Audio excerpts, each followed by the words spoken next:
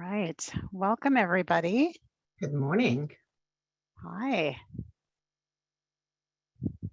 Nice to see your faces. It feels like it's been a long time, but I guess 2 months. Good afternoon. Welcome. I am Jamie Strauss-Clark, your facilitator. This is the Crisis Response Improvement Strategy Committee meeting, and it is our 7th meeting, believe it or not. I think we've been at this for a year now, which is amazing. I just have a few things to share with you housekeeping wise, and then we'll dive right into our agenda. It's nice to see so many faces after a couple of months here. Let's see, Nicola, can you go ahead and share the screen, please? Yes, and I will just put it into presentation mode. So wonderful, thank you. So many of you know the drill here because we've been through these slides 7 times now, but I'm just going to walk everyone through to remind folks of what our expectations are, how we use our technology today. I'll start by saying that we have 2 ASL interpreters with us today, Abel, who you've seen before, and Janelle. They are both pinned, so if you need ASL support today, they will show up automatically on your screen. If you don't, you can go ahead and click up in the upper right corner of your screen on speaker view and change it to gallery, and then you'll see mostly CRIS committee members. So I have 2 slides. The first one is for CRIS committee members, and you all know who you are. And the second slide is for our guests and community members who are joining us today. So CRIS committee members, just a few reminders of how we use our Zoom technology for these meetings. First of all, I'm going to ask you to please keep your mics on mute unless you are speaking. That's that first button over there on the left. There we go, over there on the left side of the toolbar at the bottom of your screen. If it's available to you, both bandwidth wise and just where you are in the week, I'd also really appreciate if you could keep your video camera on, at least in the parts of the meeting where we're engaging with each other as CRIS committee members. Understand if you need to turn it off for some of the presentations, but it does help us facilitate, and it helps us also distinguish between CRIS committee members, there's 37 of you, and the other 50 some odd guests and community members who have joined us today to participate. Let's see if you could advance one more time there, Nicola. We use the raise your hand function to avoid talking over each other, and the way you find that is you click on that reactions button on the far right, and it pulls up a window. Click one more time, Nicola, please. And then you'll see raise your hand, and you can either lower your hand after you've been called on, or I can do it for you. That's fine either way. And as I always say, if you are really wanting to say something and you can't find that button, just wave your hands and I will try to see you, or Nicola will try to see you. Either way, we'll call on you in the order in which hands have gone up. And then finally, as I mentioned earlier, I should mention the chat. So this is for CRIS committee members. I know some of you prefer or appreciate being able to communicate in written form rather than verbal. So if you want to share something written, please use that chat button, send it to me. I'm going to be checking the chat periodically and when we're in deliberation, and I'll surface comments or questions that come up in the chat. I do need to keep that to CRIS committee members though. Members of the community, unfortunately, with facilitating conversations with the 37 CRIS committee members, I can't do that and track what's coming in from community members at the same time. So I'm going to ask that only CRIS committee members use that chat button to reach me during the main meeting. The one exception is when we go into breakouts, I'll be facilitating in the main room with community members, at which time I'll open up the chat for everybody. Also, CRIS committee members, if you have any technical difficulties with Zoom, you can use that and you can use that chat and go to Brittany Thompson, and she will do her best to assist you during the meeting. Let's see, one more click there, Nicola. All right, and as a reminder, speaker view, if you do not need the ASL support today, you can click on that speaker view and then click a gallery, and that way you'll be able to see most of the CRIS committee members' faces during deliberations. All right, now we can move on to the community member slide. All right, so these are the slightly different requests for community members. Do please keep your mics on mute during the meeting. And I'm going to ask community members to keep your video cameras off. Again, that's how we can make sure that we can distinguish between CRIS committee members who are participating and speaking today and community members. The exception is going to be during our breakout sessions when I facilitate discussions with community members in the main room, at which time I'll invite you to turn your cameras on. And also if you're going to be making public comment at the end of the meeting. Another click there, Nicola, please. And just again, gave you the instructions already on speaker view, but if you're not using ASL, you can go ahead and switch to that gallery view if you like. I think that's it for those housekeeping instructions, other than just some quick reminders. We will do public comment at the end of the meeting. We're going to do things a little bit differently today. We've had some lower interest in public comment for the last several meetings. So I'm going to try, and I have 2 people signed up to make comment today. So I'm going to try shrinking that comment period to 10 minutes today. However, if the interest picks up again, we will adjust. So that is flexible, but I do have 2 people signed up. We'll go to public comment at the end of the meeting. Also, we are going to do what we've done the last couple of meetings, which is instead of doing a round of introductions of each CRIS committee member, I'm going to ask CRIS committee members before you speak today, if you don't mind reminding everybody of your name, the organization that you're representing here. That will help our community members just track who you are. All right, actually, before we dive into the meeting objectives and the agenda for today, I would like to stop talking for a moment and ask Representative Orwell to say a few words of welcome. Thank you. No, I'm very honored to do it. It's great to see everybody. I want to start with a thank you. I know there's a tremendous amount of work going on right now around 988, you know, from our state agencies, our call centers, our subcommittees that have been meeting. I know Representative Dingra and I have also been doing some regional meetings. We've been in Ellensburg and Thurston Mason. We'll be going to Pierce, King, Bremerton, and Spokane. And there is great work happening all over our state, and people just care so passionately about this.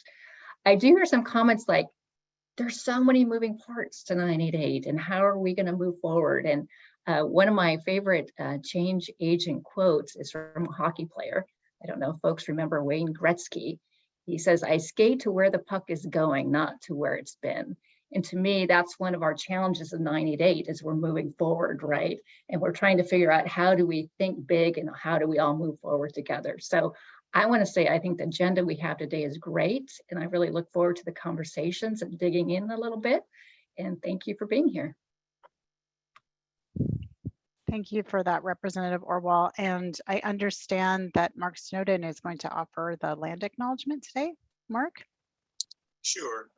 I'm Mark Snowden, Chief of Psychiatry at Harborview and Professor and Vice Chair of the Department of Psychiatry.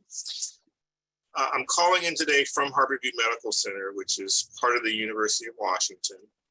I acknowledge the Coast Salish peoples of this land, the land which touches the shared waters of all tribes and bands within the Suquamish, Tulalip, and Muckleshoot nations.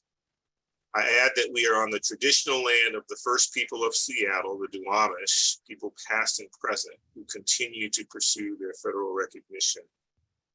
The tribes invest heavily in exemplary natural resource stewardship programs. I want to thank the tribes for this stewardship. I encourage everyone who lives in the Seattle area to learn more about these efforts and to be equally conscientious stewards of the land and supporters of the tribes. Thank you, Mark. And then finally, before we dive into the agenda, I would like to introduce and welcome our newest CRIS committee member, Ellen. And I'm just going to ask Ellen, I'm going to put you on the spot for just a moment, Ellen, if you wouldn't mind just saying a little more about, just tell everyone your name and what organization or what you're representing here today. Great. Thanks, Jamie. My name is Ellen Caruth. I am the Education and Training Committee Chair for the Washington Mental Health Counselors Association and come on behalf of that group. I also work as a clinical mental health counselor and clinical supervisor for a practice in Tukwila called Resident Relationships. Ellen, thank you so much for joining us. And I thank you for, we'll be reaching out to schedule our onboarding meeting with you for the CRIS committee, but really grateful you're able to join us today. All right, let's move. If we can put that, those slides back up on the screen, Nicola, I will just walk us through a few things. All right, so as Representative Orwell mentioned today, we've got a lot of good stuff to dig into. So here's our objectives for today. We're going to do what we've been doing for the last several meetings, which is ground ourselves in where we've been, where we are now, and where we're going in the CRIS process. So shortly, we'll take a look at that visual that we share at every meeting and walk you through that. There are always, as Representative Orwell mentioned, lots of work going on behind the scenes. So we're going to hear some updates on activities relevant to the CRIS committee. And hear an update on development of funding recommendations for use of the line tax established under House Bill 1477, Section 205, which you'll get to hear more about, so you'll understand what that means if you don't already. We are going to spend some time gaining a foundation of understanding of existing best practices for crisis response services in communities in response to feedback from the July CRIS committee meeting. Betsy will set some context when we get to that point, but for those folks who remember 2 months back, we did spend some time in the July CRIS committee meeting talking about best practices overall and the way they're implemented both in Washington and across the US, and then talked about where we were seeing gaps. And one of the pieces of feedback that came out of that discussion was that we may need more grounding in what's already being done in communities and what first responders are already doing. So we're going to spend some time on that today and then start diving into those questions again a little more. So we will re-explore gaps and opportunities to expand or add services, again, now that we'll get a better understanding of that foundational piece. Confirm action items, next steps, and then finally hear public comments. So let me just show you kind of the timing of everything. Nicola, if you can advance the slide, please. Thank you. So we're getting through our welcome introductions and review meeting agenda, this 105 line item. We're going to move next into our personal story, and Bipasha is going to make that introduction today. We have updates at 1:40, and then at 2 p.m. we'll talk about those funding recommendations for the House Bill 1477 line tax. We'll take a short break at 2:25, and then we'll come back and dive into some presentations to help set that foundation of existing best practices, and then do breakouts with CRIS committee members and community members in the main room to actually discuss them and talk about those questions about gaps and services to expand. Oh, forgive me, Bipasha reminded me actually that Representative Orwell will be doing our welcome today for our personal story. We'll move into action items and next steps at 3:45, and then at 3:48, I'll set the table for the public comment period, and we'll adjourn at 4 o'clock today. Could you advance the slide, please, Nicola? Okay, so this is that graphic you all have seen, and just a reminder of where we've been and where we're going. So we've created our work plan. We've discussed and incorporated center equity into that work plan. We've established a vision and guiding principles, and we started the discussion about service gaps and goals in July. Today, we're doing a little more expansive discussion on service goals and also recommendations for that line tax. That's what we're focused on today, as I've mentioned. Our November meeting in 2 months, that's when we're actually going to get, believe it or not, back to that progress report. So we're going to be talking about the draft progress report. And then in December, we're going to be diving into that final progress report. I think that's it for my slides here. Is that right, Nicola? Did I miss anything? I think we're good. All right, so I am going to now turn it over to Representative Orwell to introduce our personal story today. Thank you. It is my absolute honor to introduce Seika Brown. And I had the opportunity to meet her a number of years ago. She was attending a local high school and was trying to start a mental health club and got pushback from the administration. And being the incredible organizer she is and powerful voice, she was able to move forward on not only creating that, but a nonprofit to really elevate the voices of youth. And she also joined us in Olympia, did great advocacy there. She has gone on since that time. She's in college. And of course, since it's not enough work just to be in college, she is doing incredible research and advocacy, both on the national and international level, including with the UN around mental health, and again, elevating the voices of youth. And so it's such an honor to have you here today, Seika. And I know we have about 10 minutes, and thank you so much for being here to share your story and give any feedback or reflections for the 988 group. So welcome. Great. Well, hi, everyone. Thank you so much, Representative Orwell, for that beautiful introduction. It's very exciting. This feels like a full circle moment. Like she mentioned, I was 15 when I began my work in mental health, and I'm 20 now. So I feel a little bit, I'm approaching this older scale. I'm a little nervous about that, but I'm okay. It's very exciting. I was born in Seattle, but I basically lived there my entire life. My parents still live in Issaquah. My brother lives in Bothell. I'm a big Washingtonian, big Washington fan through and through. And so it's always an honor just to come back and even speak on a Zoom to people that care about Washington, people that care about, the residents of Washington, the people that care about my friends and my family. That was the very reason why I started when I was 15. It always goes back to my brother's story. He's always been my inspiration, always been the person to push me forward. When I was 8 years old, I want you to paint this picture in your mind. I was only 8, and my brother attempted suicide. He was 12 then. I think the really unique experience about the more I'm able to look back on it, and the more I'm able to be mature about it. I called 911 that day. I dialed those buttons, and it wasn't the first time I did that. The more I progressed at 15, that wasn't the first time, right? I would tell my friends, I would have the suicide hotline number, the 1-800 number saved in my phone. I had it under the category and the contact name of whoever needs help one day. Like that was the name that I had for that number. And I would share it with my friends when they were facing a time of suicidal ideation or mental health crisis. And coming to college, I maintained that number. But it's always been that conversation, right? If something happens, here's the number that we need to use. If something happens, this is the person you need to talk to.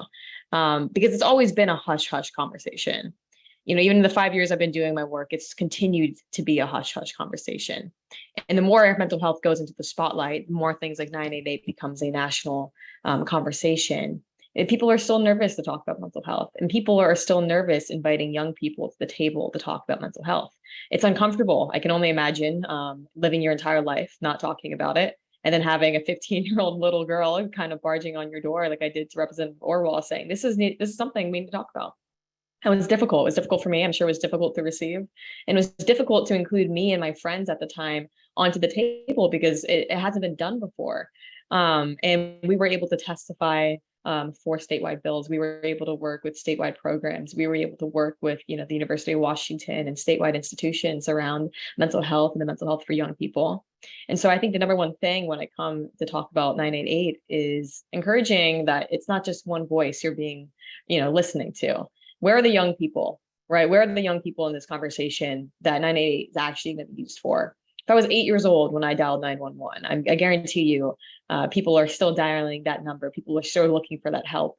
And I think the other 8-year-olds that maybe have to be in that same crisis, in that same circumstance, who are they dialing? Do they even know what they're dialing? That's one thing about 988. I think it's important. It's a resource, but that doesn't mean it's the end, right? There's education that needs to happen. There's people that need to learn what mental health is. There's people that need to learn that reaching out for help is important. And that's the number one important thing when programs like this get implied and put into statewide programs is who knows about the resource? You're funding it. You're hearing this call for 3 hours. You're the one who's talking about it, but who's actually receiving the help? Are you able to have conversations with those people? It's always been an influential change ever since I was able to sit in Olympia and talk to everyone about the importance of youth mental health. And now as I get older, I'm having conversations with 15-year-olds about their passions and their wants around youth mental health. And I'm recognizing the more I get older, the more importance it is to give that torch, to give that flame to the next generation. As much as I want to hold on to it, I'm not the only person that it impacts anymore. It never was, right? There's so many people from so many different backgrounds that's going to touch on 988. I come from a Japanese household. My mom was born and raised in Japan. My dad was born and raised in England. And here I am talking to you guys in Washington. But I think it's also important to recognize the cultural context, the difficulties it is to use things like 988, the difficulties it is, to have translators or interpreters talking about 988. And what kind of conversations come from it? If you're funding and putting in a resource for people to use, do they know what this resource is? I was telling my friends today, I was like, oh, I'm having this great conversation with people. I'm going to be able to speak about 988. And they looked at me, they're like, what is 988? And I'm like, clearly I'm not doing my job right. And I work in this field with my friends. I should be telling them. And so it's the same thing. When you go home, are your children knowing what 988 is? Are you having that hard discussion with your family and with your friends, even though you know it might not be replied well? I think about that all the time. Am I having this conversation with my parents who experienced my brother's suicide attempt right alongside me? And why did it take me so long to have that conversation with them when I could have that conversation with the state? It was so easy to have that conversation with people in the legislation session, but it was so difficult to have it at home. And I realized the more that I worked in policy and the more that I worked in legislation, it's less about, the groups of people that I can talk to, but it's more about the intention I can make from it. When you work in things and programs like 988, the big question is, who are you talking to individually? Outside of this room, when you're no longer a representative or a senator, when you're no longer a professor or a doctor or a teacher, or whoever you may be, who are you going into the circles that you interact with? How are you telling them about the program that you're working so hard on? What are you doing to make sure that the people in your life is getting the help they need? It's always been about community.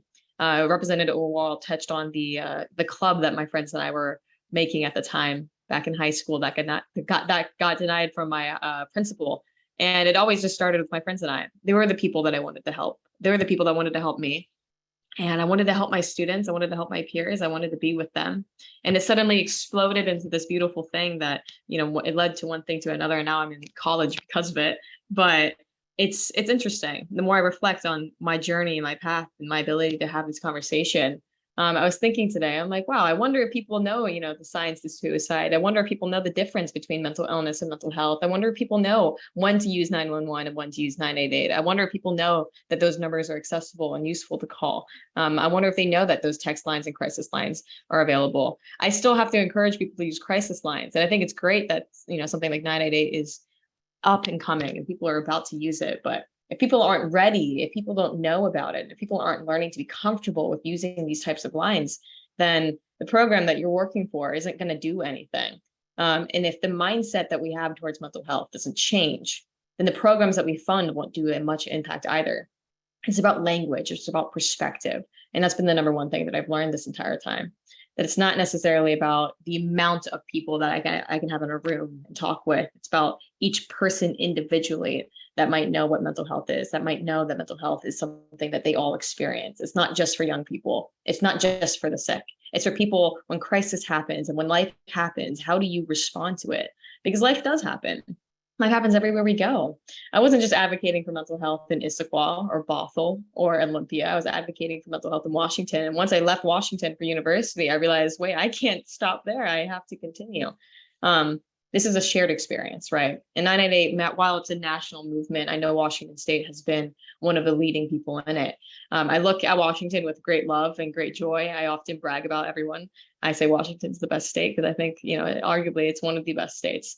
This is the state that invited young people to the table. This is the state that allowed me the space to be an advocate. This is the state that gave me my passion at such a young age. So I encourage you not to lose that, to make sure that this is not the only young voice that you're listening to, that you invite another 15-year-old to the table, that you have more and more young representatives, talking about the programs that impact them. If you're going to put 988 out into the communities, how would they want it to be in the communities? Where are the, right? There's community members here. That's exciting. But right, how are young people looking at it? How are young people going to use it? What is this texting line really going to look like? If this is for the people should be here. And realizing that those people are in your homes, those people are the people that you talk with on a daily basis. Those people are the people that you see in the street or, in the grocery store. Those are the mean people that don't treat you well on a bad day, right? It's those people that you still are serving to help. And I've learned that in my time of working in mental health in just 5 years. And I know I have much to learn, and I've learned much from Representative Orwell and from Washington State. That's the exciting part. If we come into these conversations looking to teach instead of to listen, I think we're doing the entire thing wrong.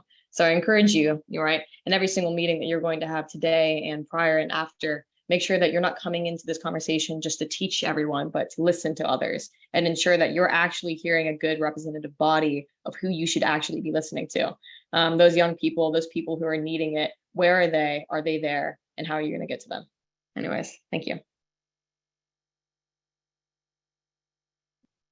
Thank you, Seika. Oh my God. I'm a little speechless. I'm supposed to thank you, but I don't know how to do that right after you've said what you have. You're 20. You're clearly highly accomplished and determined. You took on a school administration and launched a club on mental health at the age of 15 with your friends. But what stands out to me is your immense sensitivity and drive to change the world for the better for others, not just your friends, your family. And what you just said about the one-on-one personal connection, which I truly believe in. I mean, you put a phone number in your phone which says whoever needs help. I mean, that's pretty amazing. You know, you wrote an article in Seattle Times in May, and we'll post the link here for people to see. And what stood out to me is, you know, you said that life is more, not just about being happy, it's about developing skills to manage challenges. And I think that's so true. And you also talk about how behavioral health care and awareness should not start when a crisis happens. It should start early, very early in life. And I cannot agree with you more. And right now you're running a research institute aiming at discovering how mental health is defined across cultures, because you are a child of two people from two different cultures. And coming from India myself, I know how hard it is to have these conversations in cultures that people don't talk about their mental health at all. So I am just amazed about the fact that you are thinking about how communication can happen, just not just between generations, but between cultures too.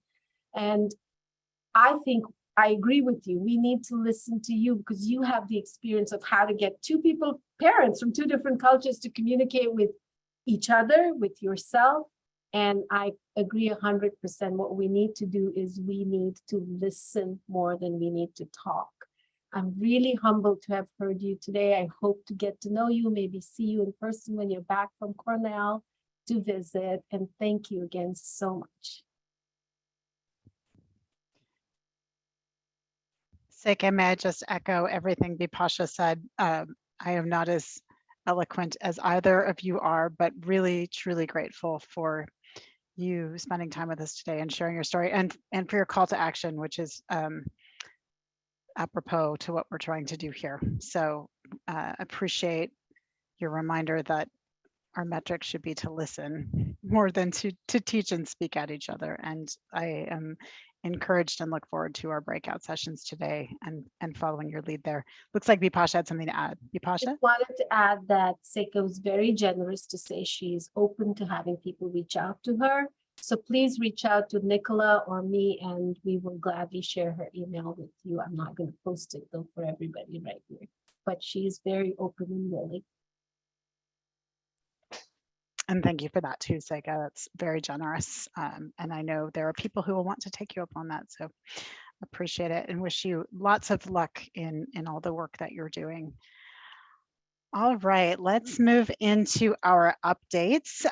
We have a few, but before we dive into our updates from HCA and Department of Health, I do want to add a note that Jen Stuber shared. The Crisis Jam 100th episode is on October 19th at 12 p.m. Eastern, so 9 a.m. our time. And I think Brittany's going to add this to the chat so that there's a link, but encourage everyone to participate in that if you can. So look out in the chat, there should be a link in there momentarily and I'll mention it again. Oh, there you go. All right, I am actually going to turn it over to some folks from HCA. I think we have Jenny Harville and Wang Wen today, and they're going to be presenting first on an update on the Section 109 Tech Ops Plan. And then after that, Michelle Roberts is from Department of Health is going to offer an update on 988 call volume increase. We're going to hear an update on anticipated launch of the Native and Strong Lifeline. And then when we're done with all that, we can do some Q&A.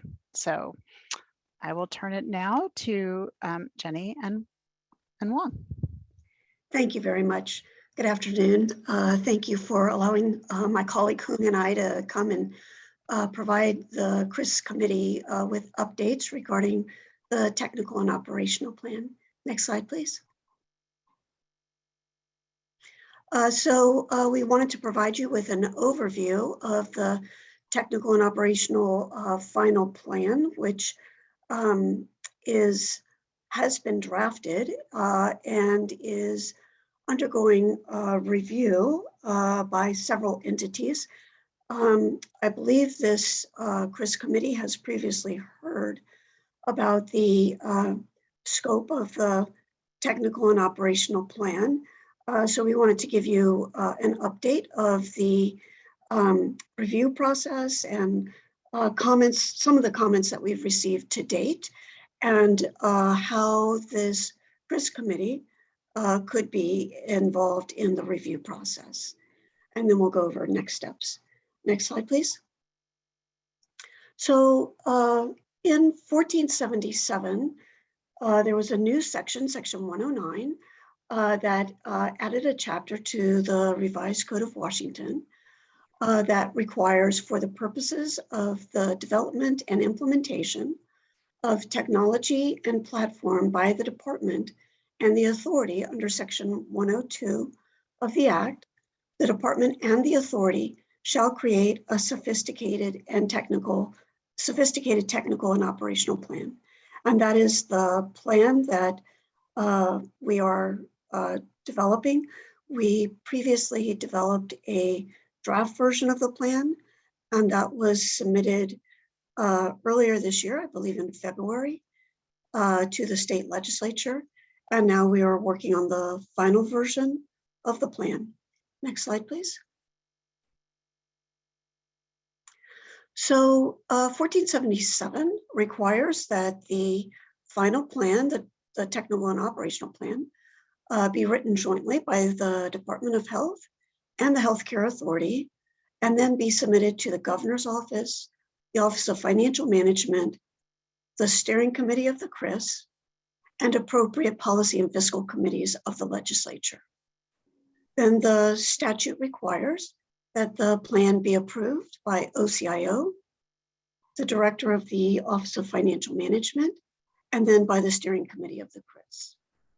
And as part of the Steering Committee and CRIS engagement, we wanted to highlight for your information that starting in March of this year through August, the Technology Subcommittee of the CRIS has been convening monthly meetings where there have been discussions about the technical and operational plan, where the Healthcare Authority and Department of Health staff presented to the Technology Subcommittee topics that we knew would be addressed in the plan and seeking that subcommittee's guidance.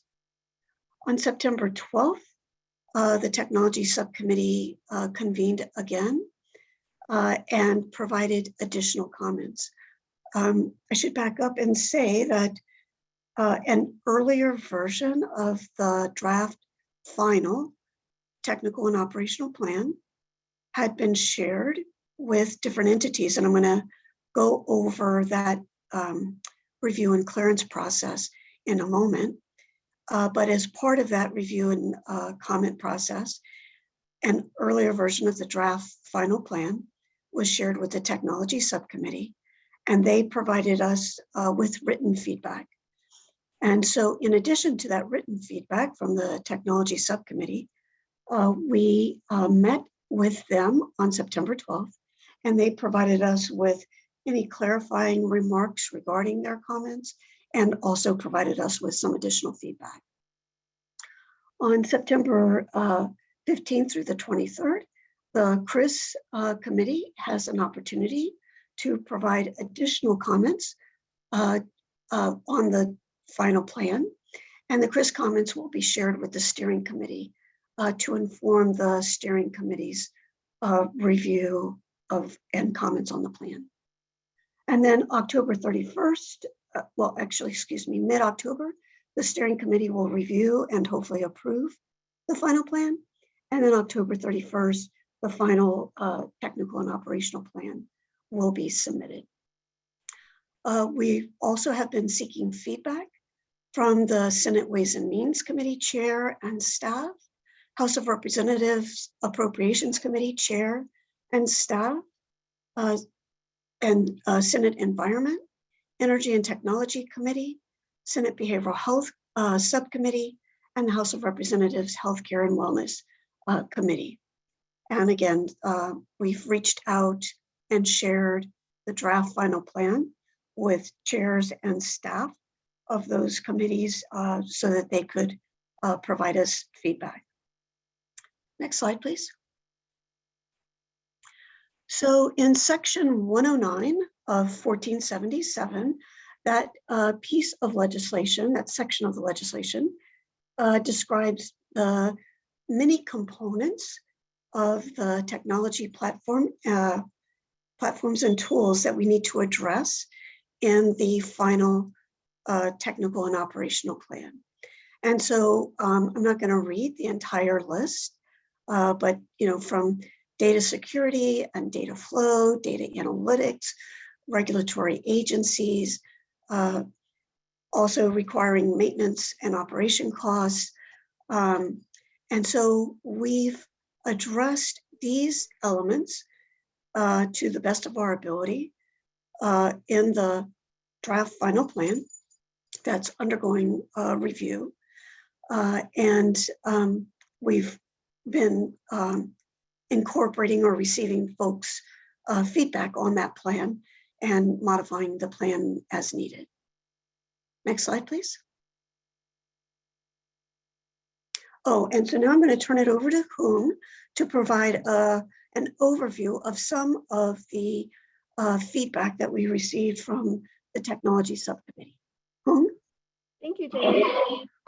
So obviously, it's a long document. And so there were some comments in the document about just confusing language, typos, terms that, because we are close to this, that we may know, but as an external person reading it, they're not familiar. So I think it was really good that some of the terms were suggested to be added to the glossary.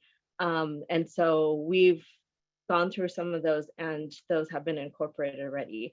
There were some suggestions about reordering the sections of the document to make it flow better. I think those we're reviewing and trying to figure out, how the flow can be better. And so we're having some internal discussions about that. Expanding the project timeline. And so those are contained in appendices T and U into a more project roadmap, looking at long-term and then also updating it to include the MVP, which is the minimum viable product. So what are the minimum features that we need to actually make it work? And then for each project stage, have clearly defined accountability matrix and sign-off model, which includes dates on the timeline. And because this is a big project, OCIO does require that it's going to be a stage-gated project. And so, we're going to have some samples and, incorporate that, but we're not going to be able to actually have a fully, worked out timeline and accountability matrix until after we actually procure some of the resources and actually work with them to get, the different roles and have like a true project. So, but we will put some samples of what we intend to actually develop. There were some, feedback about the call routing and call routing technology and decoupling the 911 infrastructure and really talk about the standards, the NINA I3 standard, and then better define the GPS and geolocation, and then talk about the interoperability between that. So I know that there were some changes that have already been made in that aspect. And so we're having that reviewed right now. So considering interoperability with 211 resource directory. So that we had already considered that, but I think it's, maybe making that language a little bit clearer. But it's our goal is to really bring in as many resources as possible, because when in dealing with crisis, it can't just be health related, if somebody is hungry, we need to be able to provide those resources as well. And so, 211 is a great resource. There are some other resources that we would like to incorporate if possible. And so as far as which resources we will incorporate, that's going to be part of the discovery and the interoperability as we move forward with the project. Clarity on which states intend to use Vibrant Unified Platform. So as we interviewed the states, we did ask some of those questions. I think some of the states have not made a decision and they're in the process of monitoring. And so, maybe we'll be putting some of that language and at least what we know as of right now in there. But yeah, we'll monitor, but definitely I think there's some states still deciding.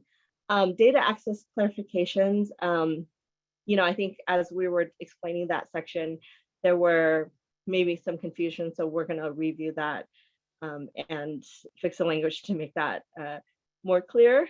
The community information exchange, I think there was some confusion about the difference between HIE, which is Health Information Exchange, and CIE, which is Community Information Exchange. And so, looking at the use of that consistently throughout the report, and then the definitions of those. So next one is using interoperable standards. So our intention all along is to be using those interoperable standards, which standards apply to which technologies and what which standards are included in some of the systems that we're looking to procure or looking at procuring. I think that's going to also be part of the RFI and the discovery moving forward, but to the extent possible, we do want to use interoperable standards. And then clarifying requirements regarding consent. So as you may guess, this system has a lot of very sensitive information and specifically does address information that is contained in CFR 42 Part 2 requiring consent. And so consent is very much on our minds as we go forward. And so, that's really a requirement that we are considering. And so I guess making that language a little bit more clear. And then there were questions on staff needed to support this, the system, and then staff needed to support the solution going forward. And so we have had conversations and we'll get some of that incorporated into the report. Next slide, please. So the next steps, Jenny had talked about the schedule. And so we, that was the feedback from the tech subcommittee. So we're going to be reviewing each of those. And I just want to assure you that we are reading every single comment. And so we're going to be incorporating that feedback from the tech subcommittee. We've also gotten feedback from Tribal in the consultation process. And we've had various, few meetings with them that will be incorporated as well. And then legislative review. And we have also sent it to the OCIO for a review because that was actually part of the bill. And so they are reviewing it. So we invite the CRIS members to share additional comments and please send them to Nicola by Friday, September 23rd. Next slide. So we want to be here to support you. And so any questions that you may have, if you're reading and a question pops up, please feel free to reach out. On the Healthcare Authority side, we have Kelly McPherson at HCA and Jenny Harvell and myself, Hoon Nguyen. And on the Department of Health side, there's Todd Mountain and Deborah Spalding. So please, if you have any questions, don't hesitate to reach out. And that's the end of our presentation and update. So I think we open it up for questions. Actually, I think we'll hold questions and do our next one. Okay. We can do questions all together, but thank you so much, Huang and Jenny, for your presentation and great information. I know people were very eager to get this information, so appreciate the level of detail you provided. I'm going to turn it over to Michelle Roberts now with Department of Health, who's going to provide some 988 updates. And then she'll be introducing Mia Click to talk about Native and Strong Lifeline. So Michelle. Well, good afternoon, everybody. I'm excited to share some updates with you, but for everybody here, I'm Michelle Roberts. I work at the Department of Health and use she, her pronouns. I lead the team at the Department of Health that has our suicide prevention staff and our 988, our support for our 988 call centers as well. So I'm really excited to kind of share some updates on the 988 launch. So that's when the 3-digit dialing code went into place on July 16th to make that easy access to the the existing National Suicide Prevention Lifeline call centers in our state.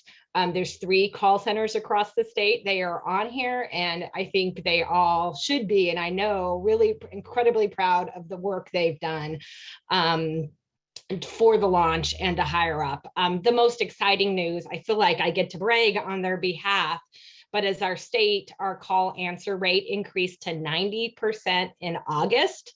That's phenomenal. That's up from 65% in June. So I just really hope everybody will give our 3 call centers an incredible round of applause.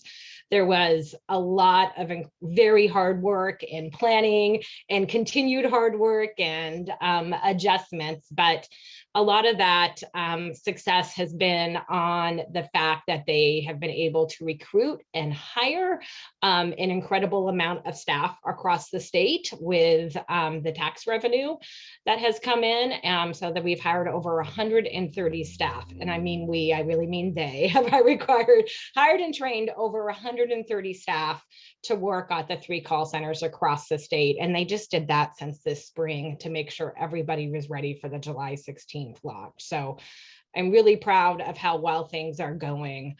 There's always, the 3 call centers are doing constant QI work, looking at how things are going, adjusting and how calls are being responded to, feedback from the communities on calls, what time calls, and what's the pattern to call volume, to make all kinds of adjustment as they continue to train and support the call staff. So that's the good news about the 988 launch, and thanks to everybody who supported it, who continues to help get the word out about it. I feel like we're just at the beginning of a really good journey together on this, with lots more promotion and awareness, including just how our personal story reflected on how we all need to be sharing with our family and friends and coworkers the tool that 988 is. One other update I want to give is a little bit about the rulemaking that House Bill 1477 requires the Department of Health to do. And that's officially to adopt rules with standards to support that the standards that the crisis call centers must meet to become a designated crisis call center hub, as outlined in the House Bill 1477 legislation. So to do rulemaking in the state, if people aren't familiar, the first step is for a state agency to file what's called a CR 101, which just really kind of gives notice that we will start the rulemaking process. So we did file that CR 101 at the end of June, and that really notifies the public about our intent to adopt a new rule. The next steps are several things, but it's going to include 3 listening sessions that are being planned for November, where interested parties can give a chance to give input or ask questions about the proposed rule. So we definitely want to hear from people who have used a crisis call line themselves or on behalf of someone else. We also want to hear from crisis call center staff, crisis responders, and others. I'll send here in a minute. We have an interested parties list to be notified about those sessions, and we'll make sure when those dates are out that they go out through CRIS, but I'll have Jamie here when I'm done pop in how to let us know if you want to be added to the interested party list. There's also a process to give the department official feedback in writing throughout the rulemaking process. So this is the beginning of kind of us sharing our work about that. There's additional 2 rule writing workshops are planned for December to help us inform the rule, and the rule must be adopted as in the state legislation by July 1st, 2023. With that, I want to hand it off to Volunteers of America to talk about the Native and Strong line. And actually, we have Rochelle Williams today from Volunteers of America, who is here to give that update. Hey, thank you so much. I'm having some technology issues, so my Zoom screen is really awkward and I apologize. But I do want to give this update. My name is Rochelle Williams. I am the Tribal Operations Manager for Volunteers of America, Western Washington. I'm also an enrolled member of the Hadasat First Nation on Northern Vancouver Island, British Columbia, and a descendant of the Tulalip tribes, and that is where I call home and where I live. Those of you that might be a little bit newer to what the Native and Strong Lifeline is, I'll kind of give you a quick rundown of what we are, who we are, what we're doing. The Native and Strong Lifeline is an American Indian and Alaska Native specific suicide and crisis line. It is a 24/7 service and it is 365 days a year. It is fully staffed by Indigenous tribal counselors. That includes myself and the coordinators that are here as well. So right now, I believe our team is 12 and it is, like I said, 24/7. The Native team is taking non-Indigenous Lifeline calls right now. And that is because of our delay in launching, but also to support them with the launch of 988 and get some valuable training for us as well. So what has happened is we have a full training program. All of our counselors are taking calls. They're fully trained. They are eager and they are ready to serve other Indigenous people. A couple of weeks before the July 16th launch of 988, we learned that the mysterious they, there was no mysterious they working on a magical dial pad option for Washington State. So we decided to become the unmysterious they, and we did reach out to our friends at Vibrant so that we know that when an Indigenous person in Washington State or with a Washington State area code dials 988, they will be able to have a dial pad option, hopefully a press 3 or a press 4, but we don't know yet. So that way, when this person calls, they can press 3, for example, and be directed to the Native and Strong Lifeline. This is a big task for Vibrant because what has happened is they're going to be adjusting their entire system to accommodate the Native and Strong Lifeline for Washington State. So where we are at in the process is educating Lifeline nationally about who we are and what we're doing in Washington, so that if they were to receive any calls for the Native and Strong Lifeline, they would know who we were, because we are the only state right now that is going to be implementing this. So we're working on communications piece with Vibrant and their diversity, equity, and inclusion team as well. And we are not going to be invisible. We are very visible to them. They are very eager to work on this with us. And so although it seems like a really long time after launch, I know that this is actually pretty quick for what we're trying to accomplish, especially reaching out about 2 to 3 weeks before the launch of 988.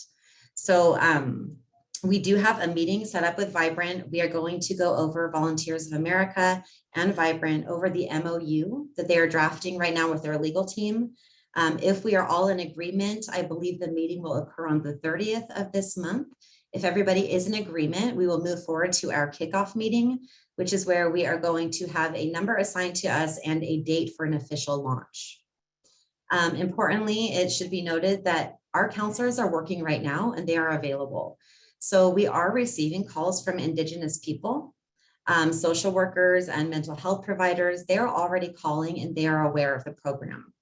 Not as aware as we would like them to be, but as soon as we have a date and a number that we can print, we will get this information to all of the tribal leaders, all of the tribes, all the social services departments, and we do plan on advertising very heavily. And so as soon as we have those things in our hands, we will update everybody with the official launch. We are all very excited about it, and we'll be able to share this information with the tribes.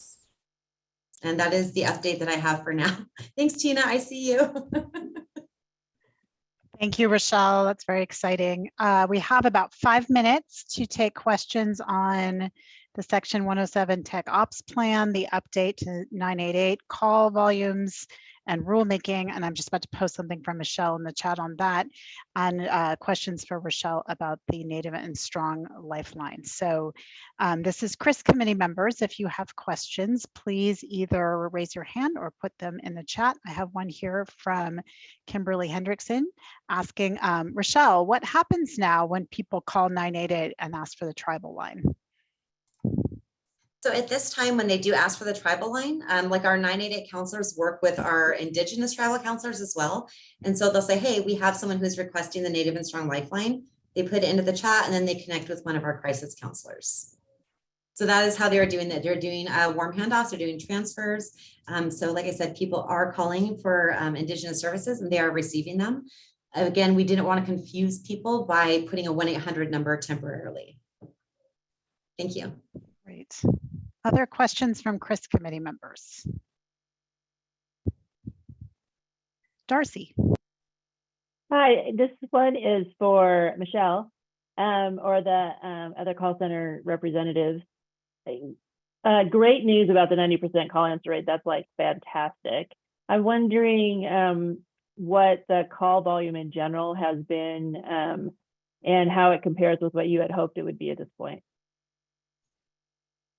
Thanks, Darcy. Fantastic question. We have seen an increase in call volumes, and I'll ask the call centers to speak to it. Like within the first kind of week or so, I believe that was around 40%. And I think we've leveled off a little bit less than that, maybe around about a third of increase in call volumes. But we'll see if they want to add in. I think, you know, it's a start. We have really built to plan for higher call volume. To really predict what that level been has been pretty challenging, but I think we're off to a pretty good start with seeing some increase in call volumes. And I do, we've just barely started advertising. There was some advertising and some kickoff work, but we really wanted to make sure the call centers had some space to kind of get through the initial piece and solidify a few things before we did any continued sustained promotion, which is really starting to kind of happen more now. But did any, I see Levi and Michelle, and did I see Jan? Do you guys want to add any more?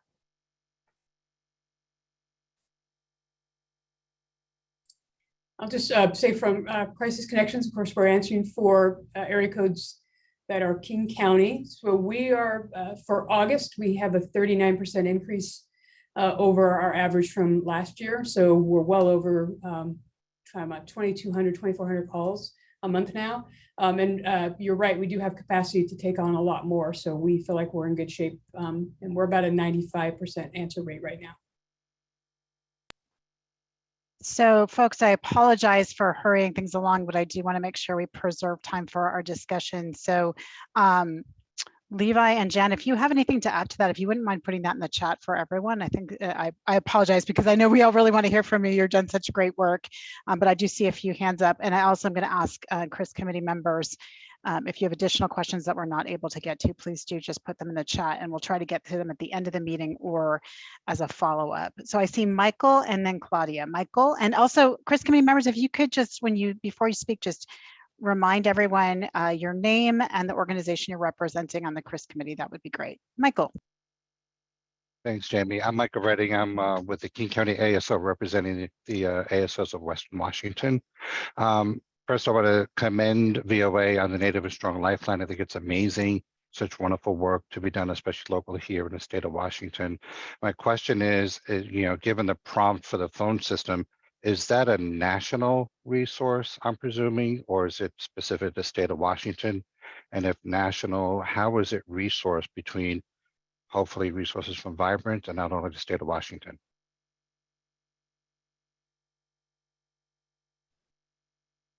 Hi, this is Rochelle. I think that Levi was going to jump in and speak, which is really great for me because I want to say it's just Washington, but I feel like he knows more. So please, Levi. Yeah, no problem at all, Rochelle. And thanks, Michael. Great question.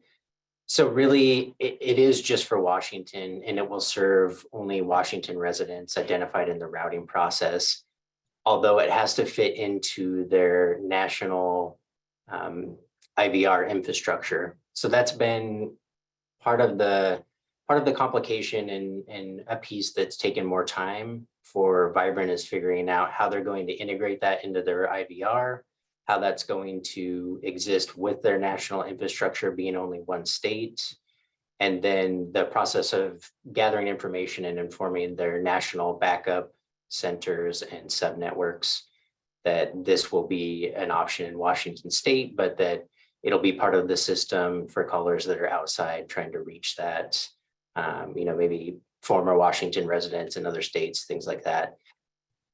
Also, Vibrant overall is trying to figure out how they're going to manage the subnetwork and some of those options long-term. And so there's kind of some considerations there as well, as far as, adding those components in and how they'll balance all of that into the future. I think just real quick, and one other piece to that is that there has been interest across the country to bring on other Indigenous-based crisis lines. And so I think they want to hold that space so that they could add additional states if more lines pop up over time. Levi, real quick follow-up question. Do you off the top of your head know the general breakdown between text and voice calls to the line?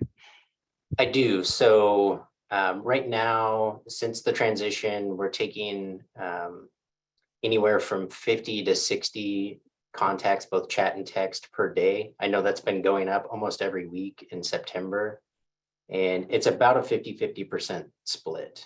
Right now, text is starting to trend a little bit higher. So I think as we see more information go out to the public, we'll probably continually see increases in text volume. So. Thank you for jumping in there, Levi. We appreciate it. Yeah, no problem. Claudia. Yeah, I have a question probably for Michelle. Have we been able to track at the state level what are the number of crisis call who require interpretive services, and how that is going in terms of drop calls or anything that's happened when people require interpretive services? Have we been able to make a clear effort to track that? I believe we do have that information. I don't have it off the top of my head, but we do have, and with the call centers get a lot of information on the calls, but I don't know, Levi, Michelle, or Jan, do you have anything to add on that? Or we could follow up with some more data. Maybe if we can follow up. This was a question I posed also in the last call, and we didn't have that information. I think it's really important for us to nail down how the interpretive services start going. So if we can bring information for the next meeting, that would be super. Thanks, Claudia. Okay, thank you so much to our presenters for the really good detailed information and the follow-up. Again, CRIS committee members, if you have questions we didn't get to, please do send them to me via the chat, and we'll either, if we have a little time at the end of the meeting, try to get to them, or make sure that we get them out to the appropriate presenter as a follow-up. I'm going to move us now to our next agenda item, which is funding recommendations for the House Bill 1477 line tax. Mark Podrazik is going to present, and I think we're also going to be hearing from Beth Mizushima from Department of Health. So I'm going to turn it over to Mark now. And just a quick timing reminder, we have 25 minutes for this section of the agenda. I'm sorry I'm being so aggressive about time, but I really do want to make sure we have time for CRIS dialogue today. So Mark, take it away, please. Thank you, Jamie. And fortunately, that is, this is a short presentation. I don't know if we can put up the slides. Thank you.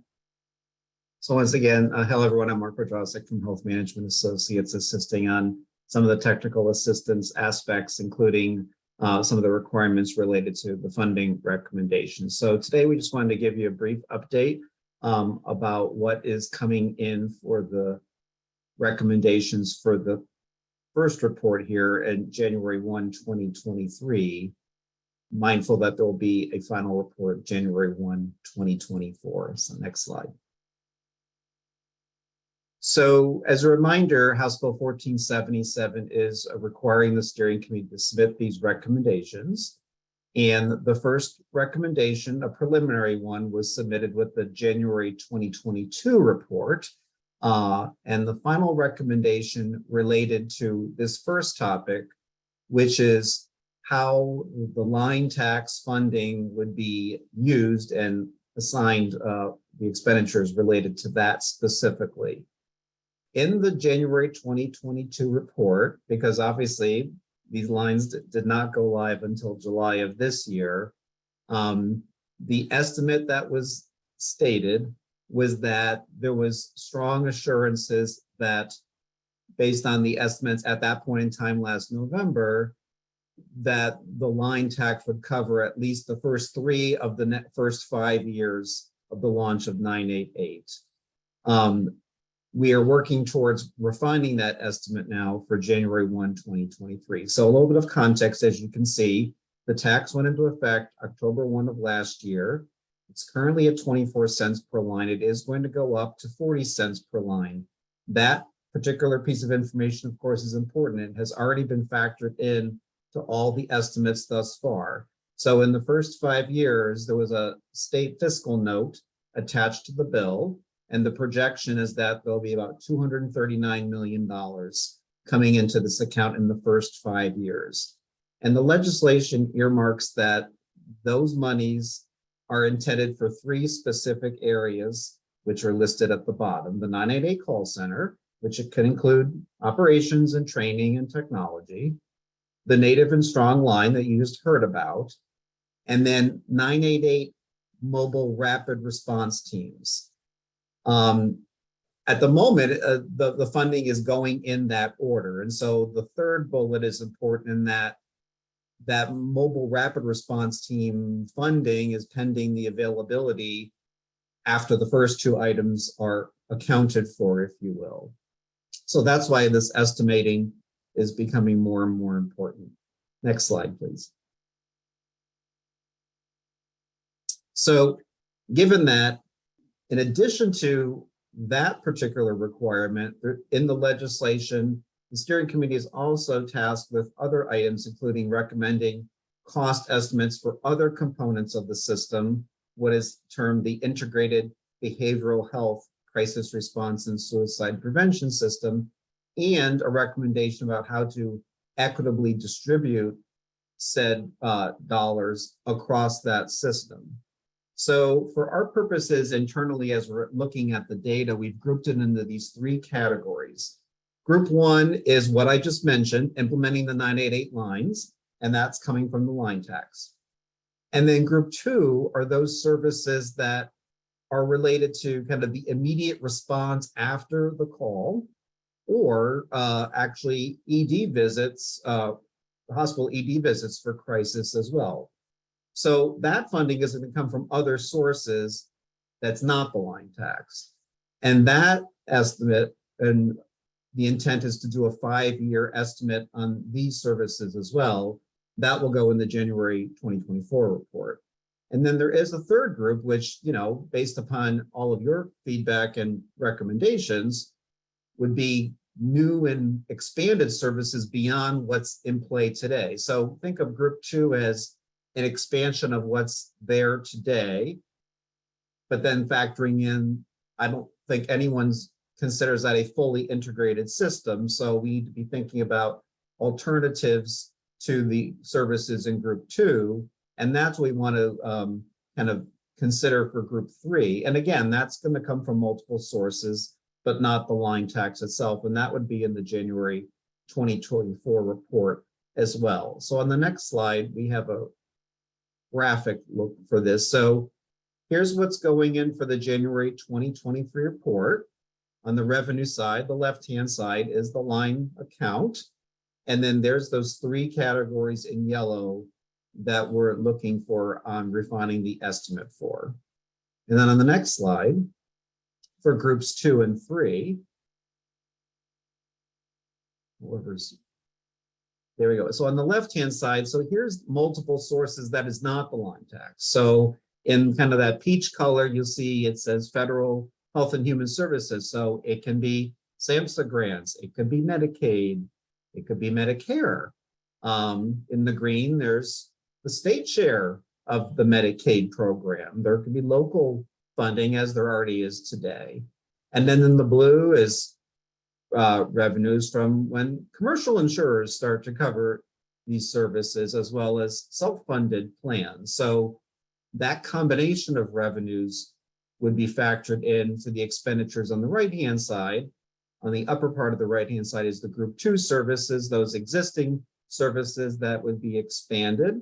And then group 3 is kind of the new services. And I would like to be clear that group 3 is not completely fleshed out yet. So that is not the all-encompassing list necessarily. Those are examples. I think is in the next few months, as this work really starts to ramp up, those types of services need to be thought through some more. So please consider that the starting point suggestion and not the final decision by any means.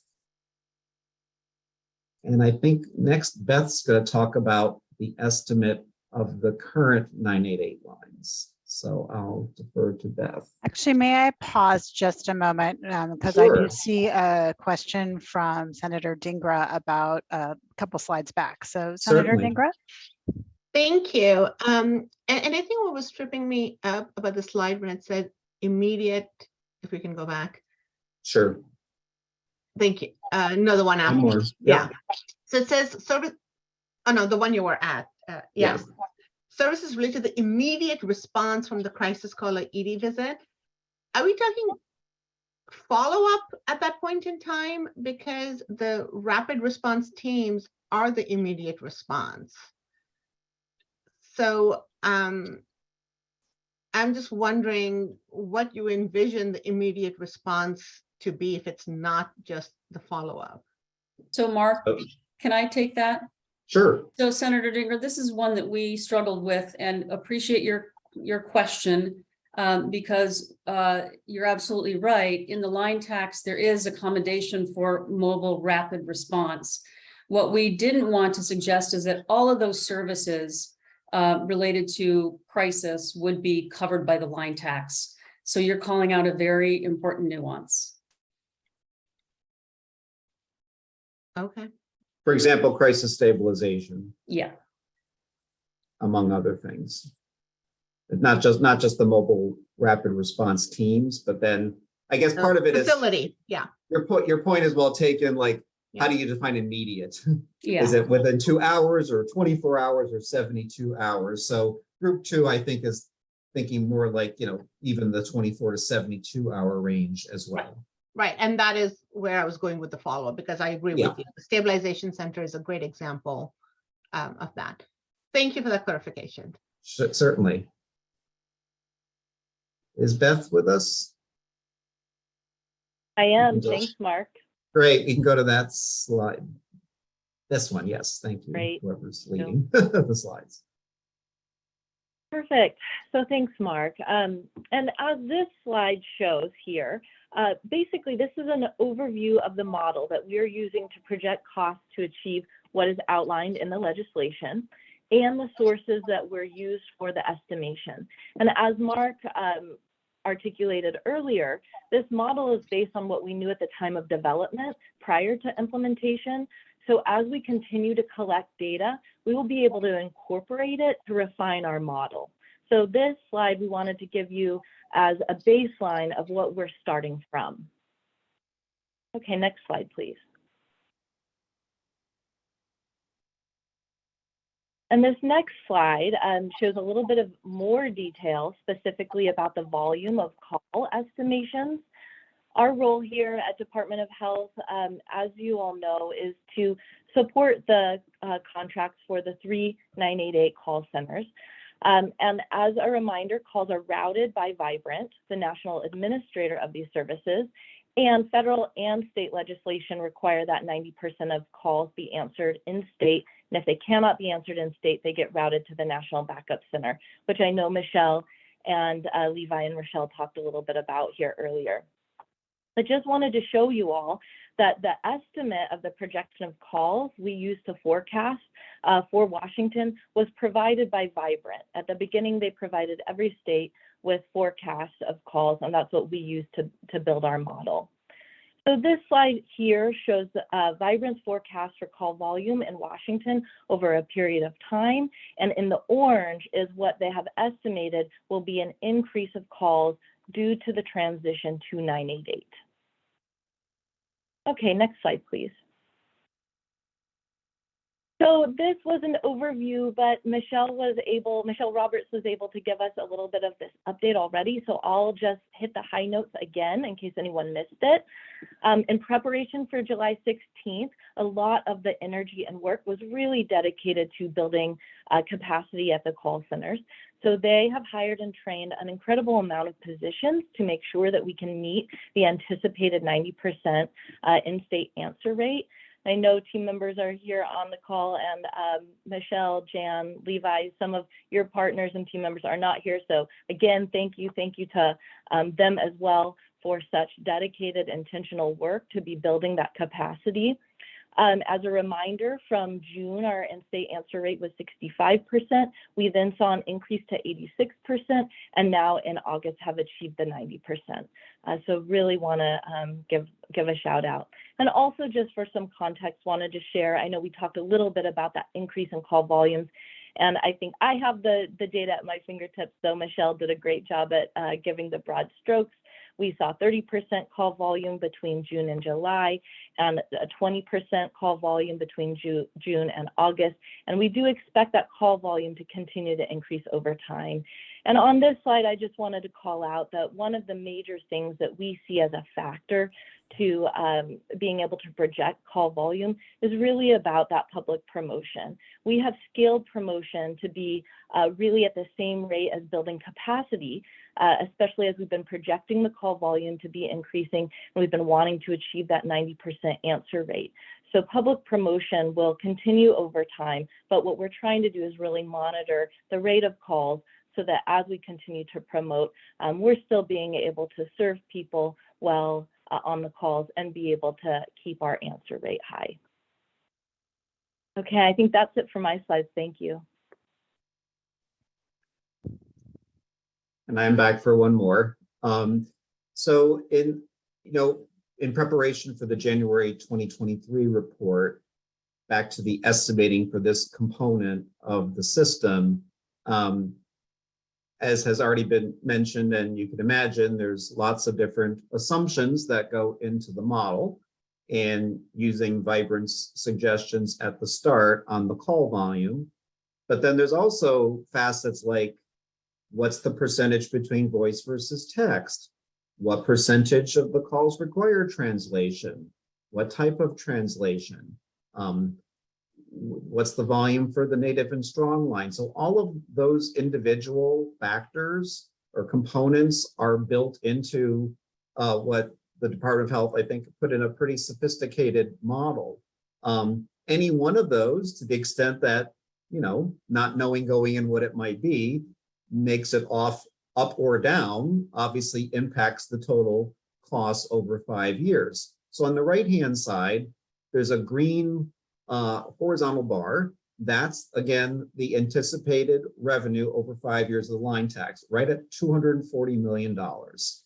So what we were working with the DOH on is kind of estimating different dimensions across their original estimate, which will be refined over time, of course. So as you can see that there is an estimate, which we're calling the middle estimate, that pretty much sits right at over 5 years, the expenditures just for the 988 call center and the Native American call center would soak up all that $240 million. And there is no room for mobile rapid response in the middle estimate.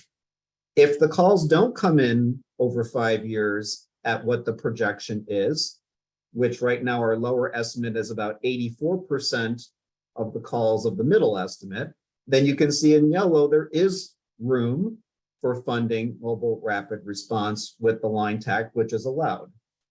But then conversely, on the high side, if the call volume does come in higher, and we have one projection that's even a third of calls, as much as a third higher than the estimate, there won't be enough funds in this tax to even cover the 988 lines over 5 years. So that's why in the first report for January 22, we said there was confidence that the tax would cover at least the first 3 years. It remained to be seen what happened in year 4 and year 5. I think, with what we're seeing thus far, and what has been reported today, it's still so early in the game. It's hard to really project forward, again, without a lot of promotion. But there was growth anticipated even on day one. So the fact that the calls are 20, 30, 35% above June, that was accounted for. The question is, what's that pace going to be over the next year and then even in the out years? So that's what we're working on right now, is kind of refining the original DOH estimate from Vibrant on the calls, kind of crosswalking that with what the 988 lines are reporting thus far, and coming up with scenarios to better refine this estimate.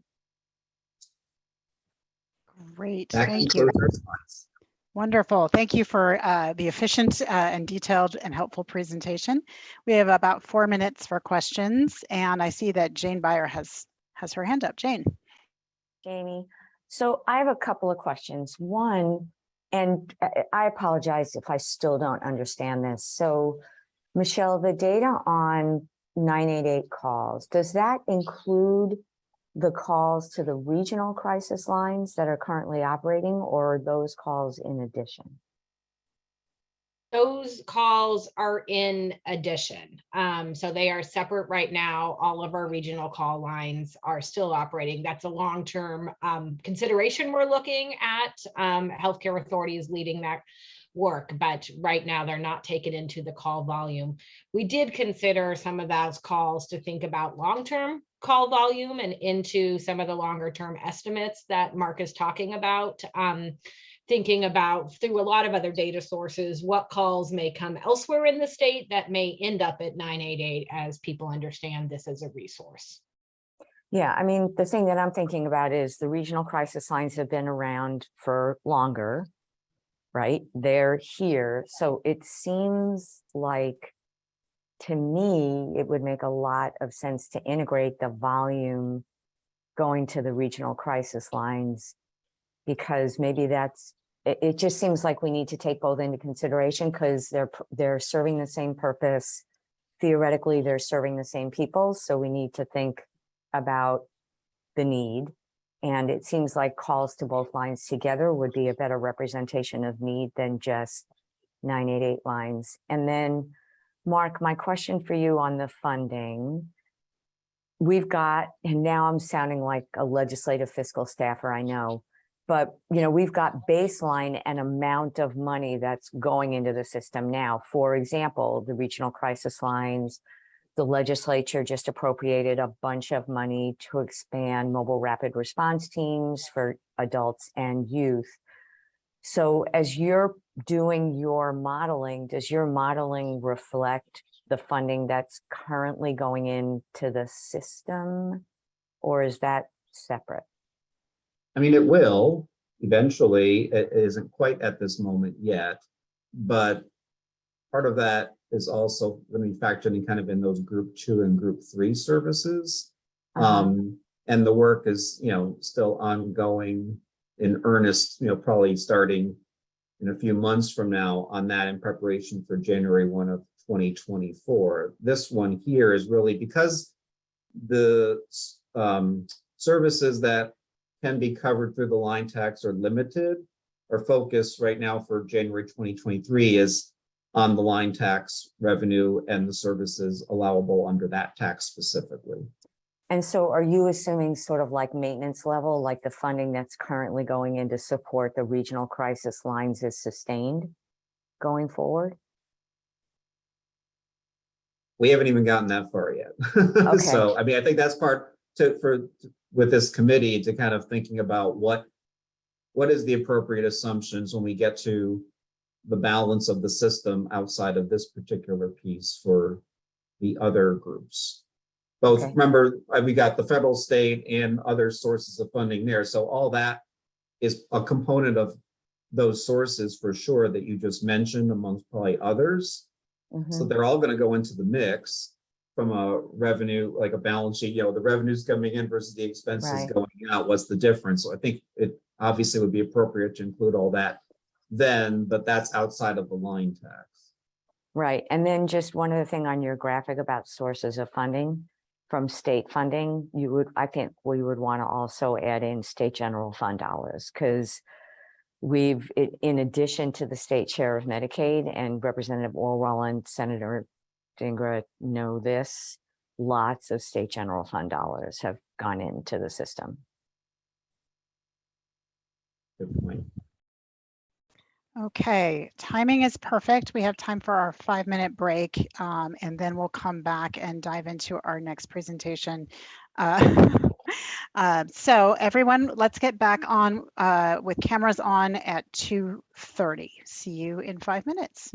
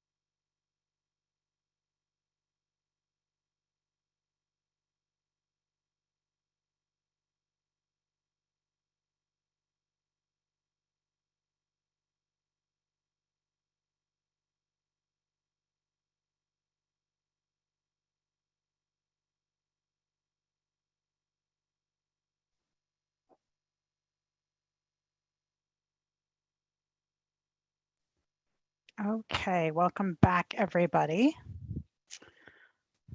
So we're going to dive into the next portion of our meeting. This is what we're going to do for the remainder of the meeting up until public comment period at the end.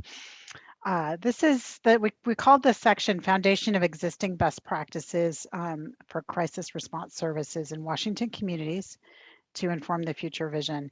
And as just a quick reminder of our objectives, we want to gain a foundation of understanding of those existing best practices, the ones that are actually already happening in Washington, in response to feedback from the June CRIS committee meeting.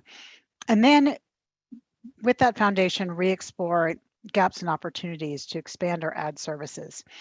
I'm going to turn it over to Betsy, who's going to set the context for this conversation. And then we have some presentations on first responder best practices and community best practices. So passing it on to Betsy now. Hi, everybody. Betsy Jones, Health Management Associates. Jamie, you did a really nice job of setting the context, actually, at the outset. And then just now, again, we talked about best practices nationally and statewide at our last CRIS meeting. And there was interest by CRIS members to hear more about what we're doing in Washington State. And so we wanted to bring forward conversation about those best practices, really understanding from providers what's going on, so that we can think about our future state and where we're trying to go, incorporating some of the work that's already happening here in Washington. I want to flag for you that we sent out again the HCA pre-record from last month, so it's back in your inbox. The Healthcare Authority team did a very nice job of doing that pre-record and sharing with you their plans for a future state, what's going on in terms of best practice in mobile crisis response, as well as crisis stabilization for adults and children. And we have Matt Gower and Allison Woodine here today. When we do the provider presentation, I will invite Matt and Allison to jump in with any context that you want to offer as well, so that we get a full picture of all the things that are happening. And we have Kim Hendrickson to kick us off. Kim graciously offered to do a presentation about co-response best practices in Washington. And she has to leave early, so we're going to ask Kim to kick us off, and then we will hand it over to Joan Miller and some of the providers, and then we will go into a conversation. So with that, Kim, take it away. Thank you so much, Betsy. Would it be easier if I shared my own slides, or would you like to put them on the screen? Nicola has started to screen share, so if you want to just let her know when to advance. Perfect. Thank you so much. Yeah. Thank you so much. I really appreciate the opportunity to present. I'm a member of the CRIS committee, have very much been enjoying these conversations, but I've not heard a lot said about the existing crisis response in our state that's provided by police, fire, and EMS. So I really welcome the opportunity today to talk about best practices in this area to enhance and hopefully expand our conversation. I was asked to speak for 10 minutes on this topic. I timed myself doing this morning. I might be a little bit closer to 15, so thank you very much for your tolerance there. For those of you that don't know me, again, I'm a member of the CRIS. My name is Kim Hendrickson. I'm the Director of Housing, Health, and Human Services for the city of Poulsbo. There are many municipalities and even some small municipalities like Poulsbo that are following this 988 work with a great deal of interest. More and more cities are getting into the space of behavioral health response. So I appreciate getting this information out to you and hearing it back from my committee work. I represent fire cares programs on the CRIS. I am the program manager of a fire cares program here in Poulsbo, Washington. Next slide, please. I'm also here representing an organization called the Co-Responder Outreach Alliance, or CROA. Some of you have not heard of us. Some of you perhaps heard of us for the first time during the last legislative session, where we were very active in getting a law passed to strengthen the field of co-response. I put our website on the bottom of the slide if people are interested in learning more about the organization. With apologies, I'll be needing to leave this call at 3 o'clock today. CROA is having its quarterly meeting, and we're hosting Margie Balfour, who I know some of you know and admire, who'll be talking about the role of first responders in our crisis system. Next slide, please. So before I talk about best practices for police, fire, EMS in the crisis arena, I think it's really important to set the stage by talking a little bit about what the role of first responders in the crisis system is. I think most of you understand, but perhaps some of you haven't thought about this as carefully as you've thought about other aspects of the crisis system. So permit me a few minutes to give some background information. A significant number of calls, the estimates go from 10% all the way up to 50% to police, fire, and EMS involves some sort of behavioral health need or crisis. Getting a handle on this exact number is extremely difficult because of the way calls are coded, both at 911 and in first responder agencies. Whatever that number is, between 10% and 50%, anecdotally, when you speak to police and fire and EMS personnel, they'll tell you that these calls make up a very large percentage of what they do, and that percentage seems to be increasing. More about that later. I think there's an interesting joining in Washington State between a very conservative view of first responders in this area and a very progressive view. And that similar view goes something like this. On the conservative side, there's a belief within police and fire systems that first responders should not be dealing with mental issues, right? This is social work. This is not the job of police and fire to respond to people in crisis. On the very progressive side of things, I think that there's a belief that first responders and particularly police have no role to play in the crisis system. And a well-functioning crisis system should be minimizing their role as much as possible, or on the police side, even trying to eliminate it altogether. I come from a very different view. I think the truth lays somewhere in between those extremes. There's a consensus among people that actually do the crisis work on the ground, that first responders are not needed in many crisis calls, but they are absolutely essential in many of them too. The reasons, again, I apologize if these are obvious, but they're well worth stating. When there's safety issues, the role of police are critical.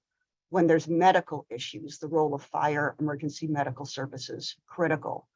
Most mobile crisis teams in Washington State that are run out of behavioral health agencies don't have transportation capacity. So when it comes to transporting people, either to hospitals or hopefully more and more to alternative destinations, our current state of mobile crisis teams is not adequate for this task. For the role of transportation and particularly, right, for a trauma-informed transportation in the ITA context, the role of fire EMS is absolutely essential. We talk a lot in these meetings about the need for rapid response and the need for speed. Fire, police, EMS response is absolutely critical in our system when something needs to be responded to quickly. Even at its best, the average response time for behavioral health crisis teams in our state can be 2 hours and upwards of 2 hours, even at their best. The goals over on the 911 fire, police, EMS side are closer to 6 or 10 minutes. There are availability issues that plague us at Washington State for mobile crisis teams. These first response crisis responses are often the only response available, particularly in more rural parts of the state. And most importantly, and maybe the least intuitive of everything on this list, we learned this during after the passage of 1310. There are many mental health professionals and behavioral health professionals that work for mobile crisis teams that can't and won't go out to many calls unless there is a police accompaniment. Jessica Shook, who's a member of the CRIS, has been very articulate about this issue from the DCR side.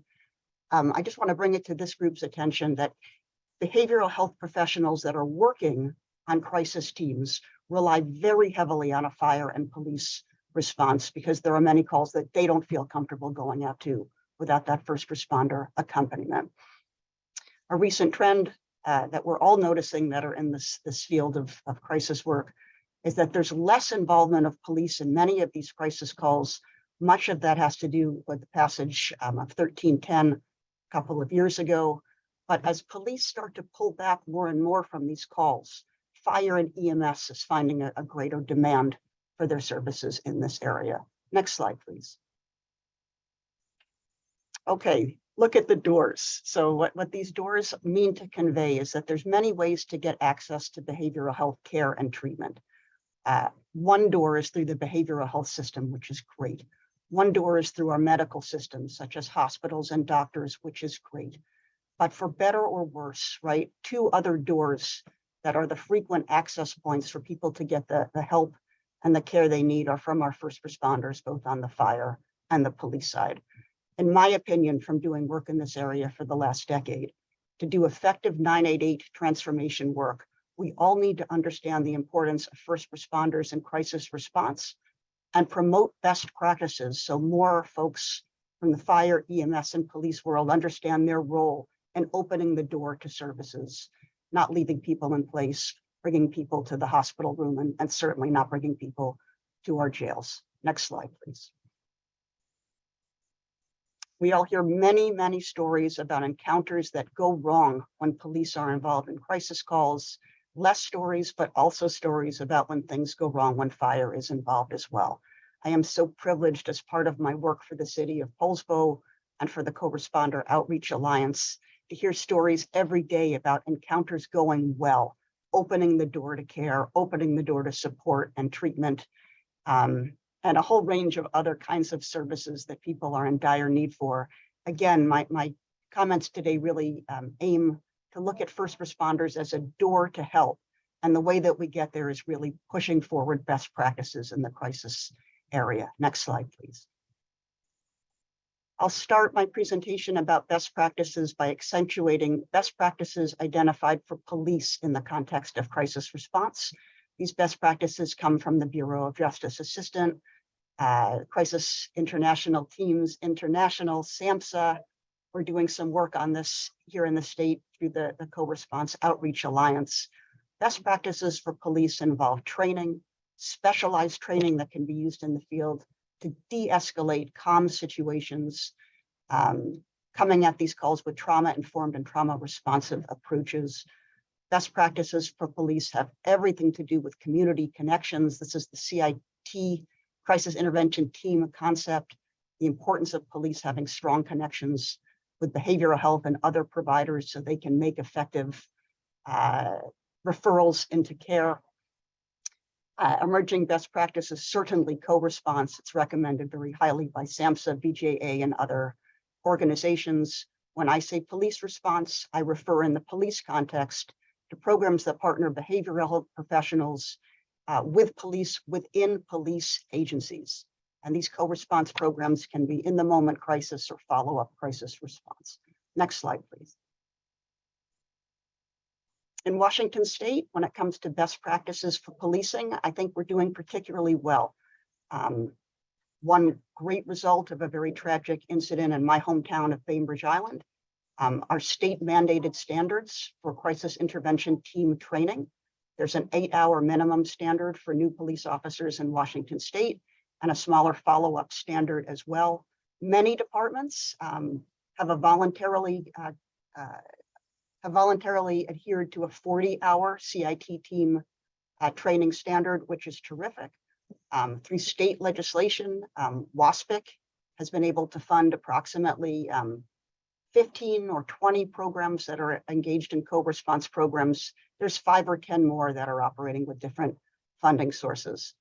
One of the most promising practices that I've observed in Washington State is aligning peers with police departments through lead programs, recovery navigator programs, and co-response programs like one I know in Olympia, where peers are an essential part of that police department's outreach team and crisis response. Next slide, please. Over on the fire EMS side, best practices look very similar. There are states like Arizona, like California, that take their training, fire EMS and behavioral health identification and response very seriously. Community partnerships is something that's stressed in many states as being critical to helping fire EMS understand how to best respond to crisis in the field. And this is important. The field of co-response has been flowering over on the fire EMS side as a part of a larger movement called mobile integrated health. Many people associate co-response with police programs. That is no longer an appropriate characterization of this movement. Fire EMS programs, just like police departments are more commonly integrating behavioral health professionals into their departments and into their behavioral health responses. Next slide, please. Unfortunately, in Washington State, our ability to promote these best practices for fire, EMS, and crisis response is nowhere near as developed it is on the police side. There are no state training standards for fire, EMS when it comes to behavioral health response. I'm told there's about an hour's work of didactic instruction that's done at the EMS training level, and after that, there is no required follow-up training whatsoever. There has been some legislation recently in Washington State to promote a kind of alternative response team. This is CARES legislation that was passed back in 2017, but there's no explicit mention of behavioral health skills or response or responsibility in that 2017 legislation. Now, despite the lack of state encouragement in these areas, there still in Washington State is a real growth of these kinds of behavioral health fire-based co-response programs. I know of 15, there probably are more. However, without sustainable funding, without state guidelines, without state encouragement, particularly in this 988 transformation context, I think there's a lot of untapped potential, and it's questionable to me whether these programs will be able to continue. Next slide, please. Let me say something quickly about emerging best practices. I know I'm running out of time. I think it's critical for those of us that want to take 988 transformation seriously to understand the importance of alignment between co-response teams and mobile crisis teams that work out of behavioral health agencies. There are currently a lot of communication issues that interrupt a cleaner kind of interaction between these teams. And in parts of the state where we lack a rapid response, being able to coordinate and dispatch these teams in synergy with each other strikes me as being very critical. I won't talk about hospitals. This is a great topic for another time about how co-response teams have been very helpful with hospital prevention and hospital discharge planning. What I'll focus the rest of my comments on is the best emerging practice of creating EMS mobile crisis teams to provide a rapid response to individuals in crisis. This is being done in Arizona. This is being done in Utah, in cities like Denver, in cities like San Francisco, even in cities like Seattle and its wonderful Health One approach, right? There's a real benefit that comes when you're able to combine a behavioral health crisis response with a medical first or a medically knowledgeable approach that comes from fire EMS. That this use of a fire EMS basis for a crisis response team has the advantage of 24/7 coverage, at least potentially, and the advantage of speed. And of course, this is highly relevant in in rural and frontier areas where it's very difficult to find behavioral health coverage. Most small communities do have a fire department, and the more that we can encourage our fire EMS services to take a more aggressive role in this space, I think the better we'll be serving rural parts of the state. With that, I'll turn quickly to Professor Jen Stuber from the University of Washington. There was a law passed last legislative session called House Bill 5644 that developed a partnership between the Co-Responder Outreach Alliance and the UW and its School of Social Work to promote co-response programs, improve them, and work on training issues. Professor Stuber, is there anything you'd like to add to my presentation? No, Kim, I think you did a great job. I just wanted to point out a couple of things that are forthcoming that we hope we can share out with the CRIS. By June of 2023, we will have a map statewide of all the co-response teams that exist across the state. We're collaborating with WASPIC and the Association of Fire Chiefs to really have a robust mapping. And we hope that ultimately this mapping is something that the state is also doing related to the rest of the crisis care continuum, because we really do need to have visibility into what exists, not just at the call center level, but at that BHASO administrative level. And then we're also hosting the first conference for co-response in June. Actually, sorry, it's gonna be May 13th at the UW, and it's really exciting. We're gonna be covering verbal de-escalation, yoga for first responders, because there's a huge wellness piece focused on first responder wellness here. And then we're also going to be beginning a deep dive into some brief interventions, clinical interventions that can be used in the field on these mobile response teams on these co-responder teams, such as CBT for psychosis. And obviously we'll be looking a lot at suicidality and brief interventions for suicidality that can be implemented on co-response teams. Thanks. Thank you so much, Kimberly and Jen. Appreciate it. And Kimberly, appreciate you getting that in before you have to leave. We also have some providers who are with us today to present, and I want to make sure that we get to them as well and also preserve our time for discussion. So I'm going to turn it over to Joan Miller to kick off the next presentation. Thank you, Jamie. Good afternoon, everyone. I'm Joan Miller. I am the Senior Policy Analyst with the Washington Council for Behavioral Health. I am also a member of the CRIS committee. For those of you that don't know, the Council is the statewide association of licensed community behavioral health agencies, and I'm not going to spend a whole lot of time talking because I'm really thrilled that we have some providers here that are being given the opportunity to describe the services that they are already providing to individuals and families in their communities. I think it's really great, all the information and learning we've done to see what other states are doing, but I really want to give this committee the opportunity to hear what's happening in Washington State. Before I do hand it over to them, I want to reiterate very briefly just that the crisis system is only one small part of the entire continuum of public behavioral health services in our state. And it's a very important part, but as our state works toward enhancing crisis response services, we really need to ensure that we are investing in the entire continuum of care rather than spending only on those expensive deep end crisis and inpatient services. The employers that are operating mobile crisis teams and crisis stabilization units are often the same employers that are trying to hire enough mental health professionals to do intake assessments to get people into outpatient care. And they're going to be the same employers that are responsible for ensuring next day and follow-up appointments for people who need them so we can have those supports in place for people after a crisis. So the recommendations from this committee really need to support that entire continuum of care, or we risk simply rearranging the existing limited workforce and relocating the gaps in access. And you know, Sheikha mentioned this earlier at the beginning of this meeting about how we really need to help people sooner. And I just want us to always keep in mind that the solutions we propose should really be contributing to that primary goal of preventing people from needing to call 988 in the first place. And so with that, I will hand it over to Monica to kick us off about what's going on in Peninsula Behavioral Health. Hi, everyone. My name is Monica Vanderheiden. I am the Clinical Director for Intensive Services at Peninsula Behavioral Health in Port Angeles, Washington. I just wanted to touch on a few of the successes that we've had in our rural community.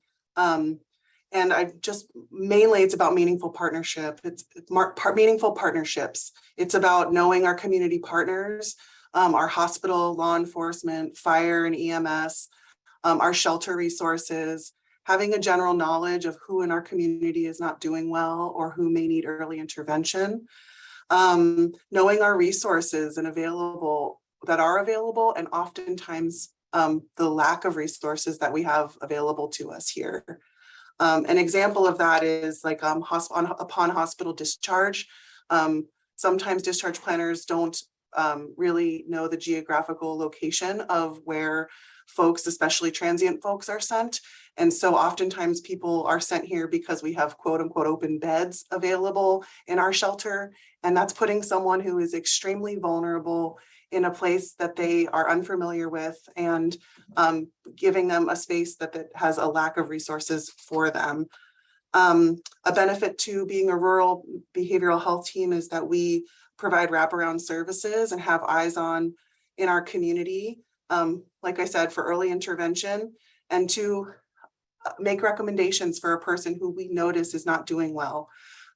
This is the earliest intervention of saying, you know, let's connect this person with their treatment providers and knowing who those treatment providers are, being able to ask the question and say, hey, can you squeeze in this person for an appointment to adjust their medication? They seem like they're really struggling.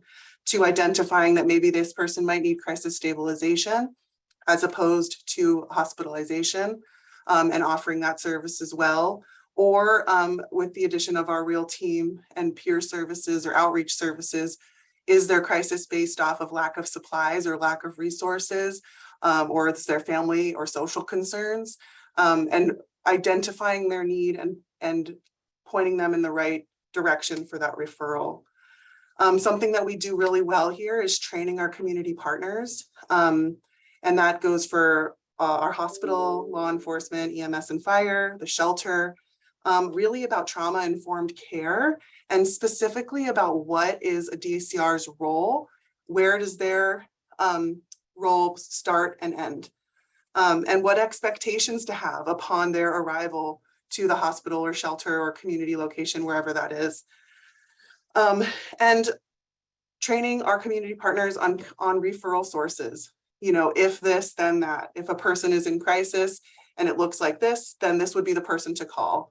If a person needs access to resources or supplies, then this would be the right team to call. And always knowing that, sharing that they don't have to remember all the details of the ins and outs of our resources, just call us and we'll help you. And they have a face to a name and they know who they need to contact for whatever it is. And we see 988 as a support to our system, but absolutely not as a replacement to our system. And the regional crisis line, we always offer that for folks who need those extra outside hours of our business hours. But certainly we still get plenty of referrals all through the night, 24/7, to respond in our community to folks we know, or maybe we don't, but we want to wrap around and care for in spite of whatever it is they're going through. CCBHC has been a big part of us offering extended services. And so that would be the addition of mobile devices, tablets, cell phones, things like that, that can make us more and more efficient as we are remote or in the field. And the addition of care coordination to our teams to do one-off things, like if someone needs a specific item and they have a case manager for that specific thing, and getting same day care for those little needs that would normally have taken much longer for them to work through the system. And so really in our community, we are proud, and I'm proud to say we're identifying the needs of our community, and we are responding appropriately and making referrals and hopefully helping the people who live here. So that's it. That's all I have. Thank you. Thanks, Monica. Mary, are you here? Did you want to chime in next about youth mobile crisis?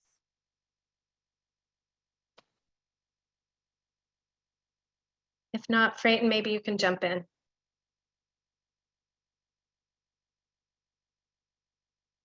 Yeah, I can jump in. Hi, everyone. My name is Freyton Castillo. I use he, him pronouns. I am the Associate Director of Mobile Response through DESE. And so I oversee a slew of programs that range from imminent crisis response, post-crisis response, and ongoing outreach to vulnerable folks into the community.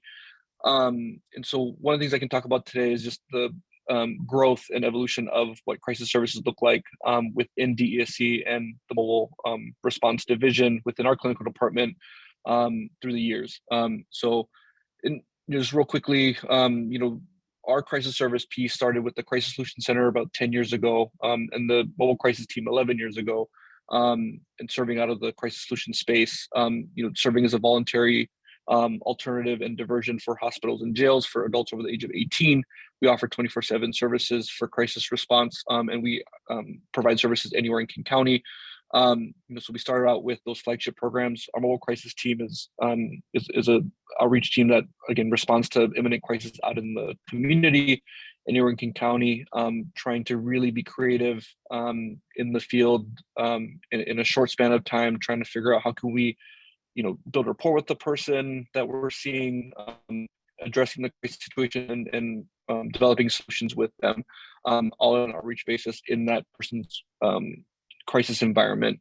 And then we also have facility-based services with our crisis diversion facility and crisis diversion interim services that provide crisis stabilization, providing people a safe space to get their basic needs met and really stabilize from a crisis situation, and then focus on creating connections out in the community before ultimately transitioning back into the community hopefully in a way where we have we've been able to address the crisis and create and develop some strong lasting connections out in the community. One thing that's been really amazing to see within that is that we've also been able to fit in co-response in that within our mobile crisis piece through the crisis response team, which is embedded in with the Seattle Police Department. So also getting into the co-response piece and working really closely with law enforcement, along with other first responders and DCRs and crisis connections and hospital EDs through those services. One of the really cool successes that we've been really emphasizing and just really proud of in this past year is our ability to enhance and expand our services. So on top of those programs that I mentioned, we've been able to expand to really look at expanding our scope of crisis outreach to provide crisis outreach to permanent supportive housing sites and health through housing sites through our new mobile response team, which is brand new. They can also do the crisis outreach and also outgoing case management, but also the continuation of what's called our behavioral health response team, which does post-crisis outreach for up to 90 days for folks that are, might be high utilizers of different systems and in and out of chronic crisis, and that could use a longer term, up to 90-day period to get connected into their community, both within traditional and non-traditional services.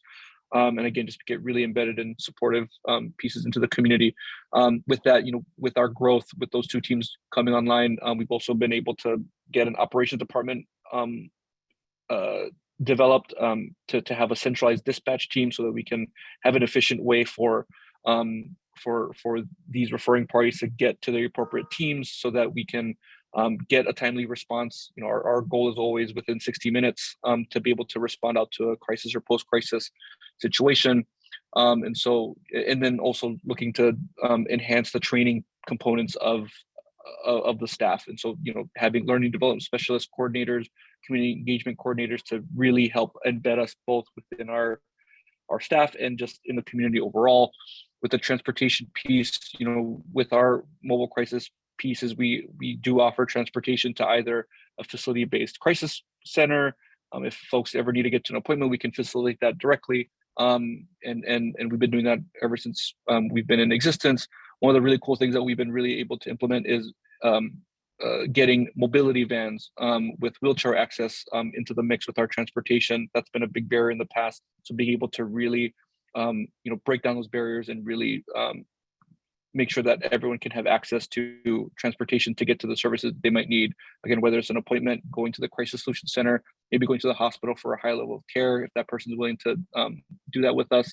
And throughout this whole time and us being in existence, one of the really important things that we've been really proud of is our relationships we've been able to foster and build and maintain with our community partners, law enforcement, fire, and hospital EDs, and again, all the community partners that we partner with, and just outgoing providers such as like case managers and other social service agencies.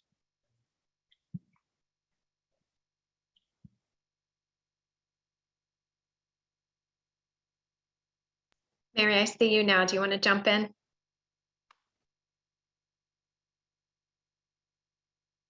think you might be muted.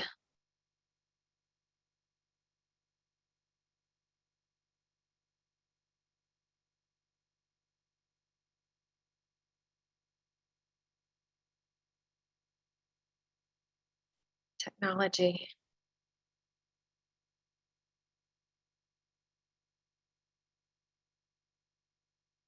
She's got on. Sorry, I'm trying on my phone. There we go. Now we can hear you. Okay, let me turn off my computer so we don't get an echo. I'm sorry about that. I even double checked beforehand, but I'm Mary Stone Smith with Catholic Community Services, Western Washington. We provide youth mobile crisis, children in youth mobile crisis in Pierce County, Thurston County, and in Clark County. And we've had teams in youth mobile crisis for many, many years. It's just one of my favorite services that we provide. Our youth mobile crisis teams are able to work very, very much hand in hand with the community and also with the other services that we provide. so that if we have a youth who is referred to crisis and we serve them for, say, 7 days, but they really need a longer term stabilization, we can transition them into our stabilization services, which is different and as far as the length of time in different communities. In Thurston, it's up to 60 days. In Pierce, it's up to 90 days. It's shorter than that in Vancouver. But we can transition. We can also transition right into WISE if we need to. And so we end up with an array that is really able to provide the right service at the right time for a youth and family. We also provide services in pediatric clinics. So if a youth is in crisis in a pediatric clinic, in those counties, we can have our crisis team respond if the staff that we have in the clinic isn't able to respond right in the moment. It all, everything depends on the acuity and what's going on in the moment. Our response time is very fast. We generally call back immediately when we receive a referral, and then it takes about as long as it's going to take for a person to jump in their car and drive. Sometimes while they're on the drive to a family home, they may be on the phone with the family, even though we do say not to do that for safety, but we know that at times it's really necessary. Or we may have a dispatcher, someone who's been, who dispatched the referral on the phone with the family until our clinician gets there. We work closely with police, fire, paramedics especially. We may have a paramedic who's responded to a home where a youth has made an attempt, but there isn't medical treatment necessary. And so we don't want that youth to go to an ED. We would rather have our crisis team get there right away and begin serving that youth. And that tends to be something that works very well if we have a way for the paramedic team to reach us immediately. They won't typically go through calling a call center. And so for those calls, sometimes in Pierce County, for example, they'll just call us directly. And it's something that I think needs to be worked on so that we can make it a little bit more seamless. But when that happens, we end up averting an emergency room. And we avert having a child go into an emergency room, which is actually really important. Once our youth get into an ED, if there is a bed available, it's pretty hard to ensure that their services continue to be provided in the community. And that is our goal whenever that is appropriate. With all 3 counties combined, we probably average 250 to 300 referrals per month. So not as busy, I'm sure, as the adult crisis lines. But what is so important to remember is children are not small adults. They need very different kinds of services. Their brain development is in a different stage when we respond to them. And when we have a youth in crisis, we have a family in crisis. So we're really going into the home and working with the youth, the parent who's in crisis.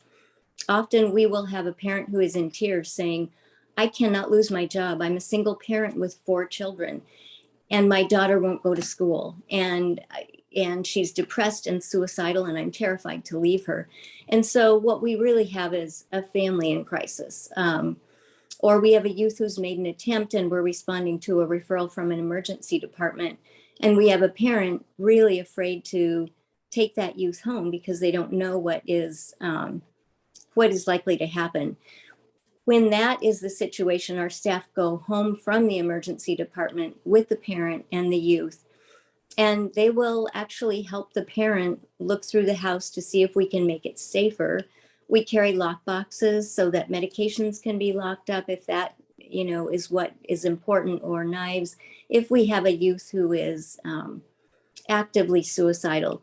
And, what we know is that with adolescents, if we can slow things down, adolescents are so, they're unpredictable, of course, but also may do something in the moment. And if we can slow it down and they have a few more minutes, we can avoid things, we can keep things from happening.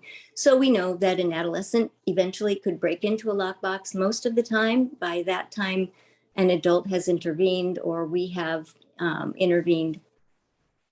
The approach that we use is very trauma-informed in crisis. We actually provide about 4 days of training for our crisis team staff. And it's a training through a man called Andy Prisco, who's just amazing, who does trainings nationally and has a specific formula from the National Anger Management Association that they use. We train our staff to that in the way that you would train pilots for an emergency. You know, they go through a simulator and boom, they know what to do. They have a checklist. They go boom, boom, boom, boom. And the feedback from our staff is that it has been a night and day difference. They know what to do. They know how to do it. They have this sort of approach that is really built in. And the first piece of it is checking ourselves for our own stress and being able to calm ourselves down. Because when we come into a home and we are not calm, we are thinking with our primitive brain, not our evolved brain, and we're not able to do our best work. So it really has also been a help in our retention on our crisis teams, which is really very high. And it's something that I think in using that kind of an approach where we're helping our own staff feel less stressed when they're working, that has made a difference in being able to retain staff. So we have many staff who've been on our crisis teams for a long time, love it, and do an exceptional job. We are seeing a much, which I'm sure you're hearing from everyone, we're seeing a much higher, acuity that has started since the pandemic. And what we're seeing are children who are, and youth. And, you know, when I say children, I'm really looking at all the way up to age 18, sometimes up to age 21. Children and youth who are depressed and anxious, many are not attending school. They're afraid to go back. It's sort of like they got out of that day-to-day habit, and we are having to help them get back to that. So I think the really important piece to this is that we have crisis services for children and adults that will absolutely benefit from all of the work the CRIS committee is doing. At the same time, 5 minutes isn't enough to tell you all that we are each doing. And there are many other providers that are doing very similar work. And so I'm so happy and I am so appreciative that you all wanted to hear about what we're doing now, because it's very, very much in line with the MRSS model. And I think it's important to know what we have so that we don't start over when we may not need to. Thank you. Really appreciate it. Thank you, Joan. Thank you, Mary. Thanks to all three of you. I don't know if there's time for questions or if we need to move to breakout groups, but thank you, all of you, for being here. I really appreciate having the opportunity to just hear about some really good, positive things that are already happening in our state. It's just, thank you for all of the work you do. I just want to echo that thanks and really appreciate all of the work you do and for coming today to present to us, and Joan for organizing this. We do have to move into breakouts, but before we do, I did want to just check in with Mark Gower from HCA to see if you have, Mark, if you have any context to add to what was shared today from the providers before we move into breakouts. Mark? Oh, thank you. I don't really have anything to add. I just really want to highlight, but it's all right, don't worry.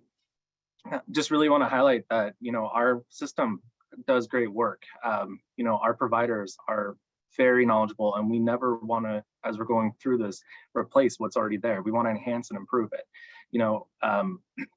I started in crisis work kind of backwards because I was the only peer on a team. They didn't really know how to use me. So, finding out that system kind of the hard way, I guess, and looking at how it's improved and expanded since then. And we want to continue that. We want to continue to put behavioral health as a forefront and try to get upstream of people in crisis and help them before, it's come to that point where we need to send medical personnel out because of an attempt. Or we have a kid running away from home because they weren't able to, process their normal stressors any other way. I'm so grateful I grew up without social media. I may have not made it otherwise. And, you know, I once used an analogy that I think didn't really work well back in when I said it, but our system is kind of broken. But I grew up in a neighborhood where everything was broken. It was a pretty poor neighborhood in Spokane. And so we just figured out how to make things work. We would, you know, every person's car I knew had some sort of workaround in it to get it to work. And they worked great, and we were very effective at it. And I think that's kind of what we've done with our behavioral health system. We figured out different ways to get it to work. And that knowledge has brought forward a lot of incredible innovations, skill sets. To Kim and Jen's point earlier about our fire EMS kind of taking it on themselves to develop co-responders because there's gaps in our system from inability to follow up. So we don't want to replace it. We just want to figure out how to make it all work together and enhance what's there. I am really excited about a bed registry. I actually, the more and more I see it coming to fruition, the idea of not having to spend an hour on a phone looking for a bed for a person when I was a crisis worker is just, it's exciting for me, even though I'm not in crisis anymore. But, you know, that's our goal. We want to get the SAMHSA best practice right now has, you know, a mobile crisis team responding in an hour. There's been some discussions lately, is that fast enough? Do we need a quicker thing? You know, who would fill that role of that quicker response? There's been a lot of discussion about improving our transportation capabilities for our mobile crisis teams, you know, getting them agency vehicles so we don't have staff using their cars, and making it more accessible so we can carry handicapped accessibility, you know, for people with wheelchairs. All of that is work that we are doing as we do this. And again, just to enhance and improve what's already there and not rip up anything that doesn't need to go, you know, reduce barriers between different systems of work, but to really enhance, because you guys are amazing at what you do. So I just want to say thank you. Matt, thank you so much for jumping in there, and please accept my apologies for getting your name wrong at the beginning. Sincerely apologize for that. Let's move into breakout groups. So I want to reset what we're going to do. A reminder that in July, when we got together 2 months ago, we did start asking ourselves questions after we learned a little bit about best practices in crisis response. We started asking ourselves questions about where we were seeing gaps and what we wanted to add or expand to address those gaps. Now that we've gotten this grounding in first response and also what our community providers are doing, we want to revisit those questions. So you're going to move into three different the CRIS committee members are going to move into three different facilitated breakout rooms. Facilitating today, we have Suzanne, Laura, and Michael. And we're going to ask you a couple of key questions. They're on the screen right now. How can we expand what we currently have to better align with best practices? What do we need that we don't currently have to better align with best practices? And what are additional considerations needed to address gaps in care for specific populations? We're going to take 20 minutes in our breakout rooms. You're going to receive countdown warnings at 5 minutes and 2 minutes. And then we're going to come back into the main room and do a report out. Members of the public, please stay in the main room with me. I'm going to facilitate the same discussion in the main room with you. So let's take a moment or two to travel through cyberspace.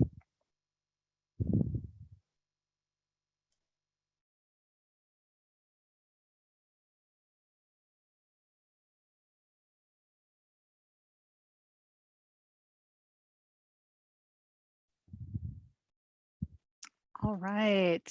So friends in the main room, it's nice to see some of you. This would be a time that it would be great if you feel up to it and it's available to you to turn on your video camera.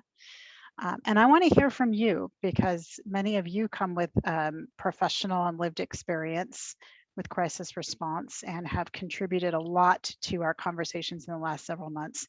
So I'm going to ask actually all three questions together, and I'm going to ask if Nicola doesn't mind putting them in the chat just so folks remind themselves. If you could just consider how we can expand what we currently do or what you heard about today to better align with best practices. What do we need that we don't currently have to better align with best practices? And what are additional considerations we need that are needed to address gaps in care for specific populations? And I might just add a quick a quick context for that last question. At our meeting in July, Kashi Arora, for example, mentioned that youth face gaps in care because services in Washington have so many rule out criteria that these services can be effectively inaccessible. And so that's the kind of thinking we want to do on those specific populations. If you would like to speak up on the screen, you can feel free to use that reactions button and click on raise your hand.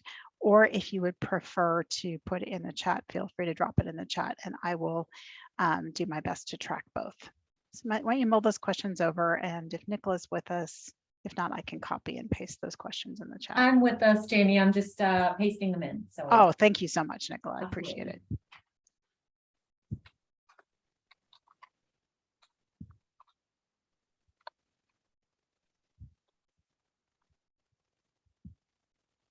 This one.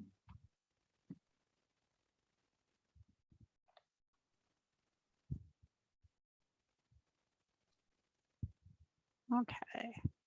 So hopefully you can see all three discussion questions in the chat. So I'm interested to hear from you. What are some initial thoughts that come to mind in answer to those questions?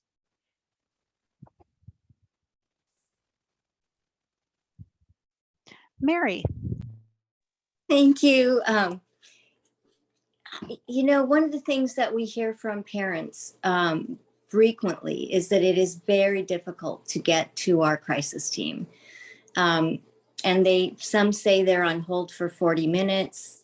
Some of them give up the first couple times and then, you know, call back again because things are still pretty acute. In some communities, it goes from the new, and I know the 988 line is new, so this isn't a criticism, but it goes from the new 988 line to another line, whether it's VOA or another one, and then to us. And I think we have to find a way to make it really streamlined. We hear this all the time. And what I worry about is a 17-year-old calling who is acutely suicidal and gets put on hold and says, you know, heck with it, I'm just going to do it. I think it's an emergent situation. And, you know, I talked last week with all of our 3 counties that where we have youth mobile crisis teams, and every single one of them said, Mary, it's a big problem and we're hearing it so much. And I think it's dangerous. I think, and at the same time, it's not a criticism. I just think we have to look at the system and figure out if there's another way. So. Thank you, Mary. So that's specific to youth populations. I'll be interested to hear if folks are seeing that happening with other populations, but I'm hearing that we really need to look at streamlining that so we don't have situations where people are in acute crisis and can't get a response. Thanks for that, Mary. Bonnie.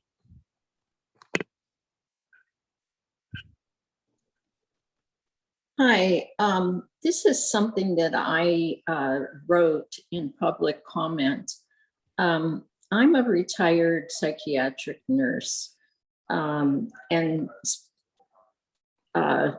practiced at the UW inpatient unit for 37 years. But I myself recently had a very, very difficult family issue for which I felt like I have basic coping skills. I was not suicidal. I wasn't homicidal. I was able to care for myself, but I was I had become quite anxious and just kind of deactivated in ups and just not knowing how to solve a certain problem in my family where I felt like I was between 2 people. And, what I was trying to do was I knew, that I really needed to get into therapy to talk about this. And it wasn't going to be something that was going to be worked out, in one crisis session. I am on Medicare, and what I found out, it is very difficult to get any therapy when you're on Medicare. there's a dearth of providers. And that is because in Medicare, only social workers and psychologists are licensed to work as Medicare providers. They eliminate a whole other category of providers, which are people that have masters in counseling. And it took me about 2.5 months to get into therapy, which I mean, I know that I can imagine if, you know, that somebody else who didn't have some good coping skills might have become suicidal, might have just decided to give up.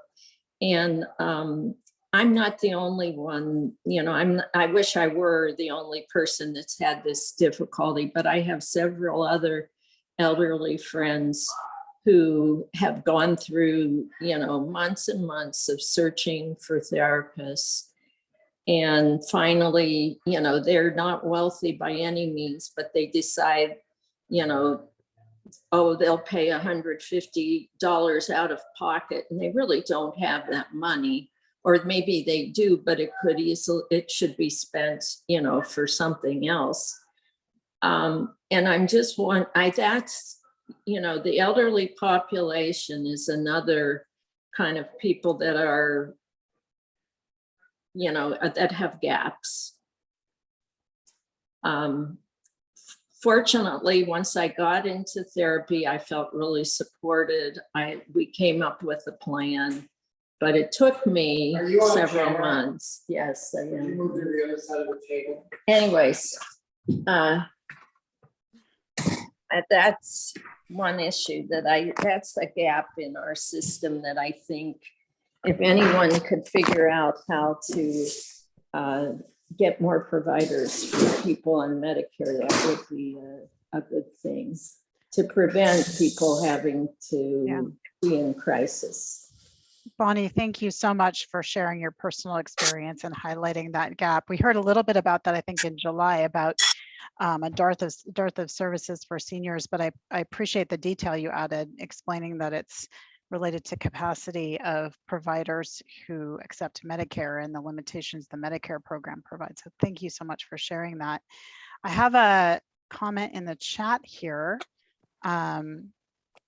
So here's something that we would like to add, which is to prioritize adequate funding for people who answer phones and pay them commensurate with their value.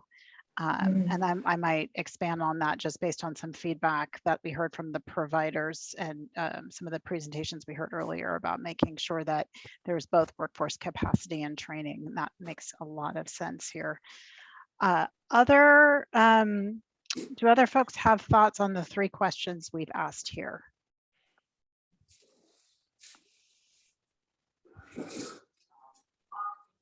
This is usually a very talkative group, but I know there are a lot of questions to mull here. Okay, I see Deb. Okay. This isn't best practices, but I would love to have best practices. I'm the person that wants to have prevention. So I would like to know how to add that in there. And I was excited to hear at least 2 people talk about, let's move services upstream before crises. Thank you all, whoever did that.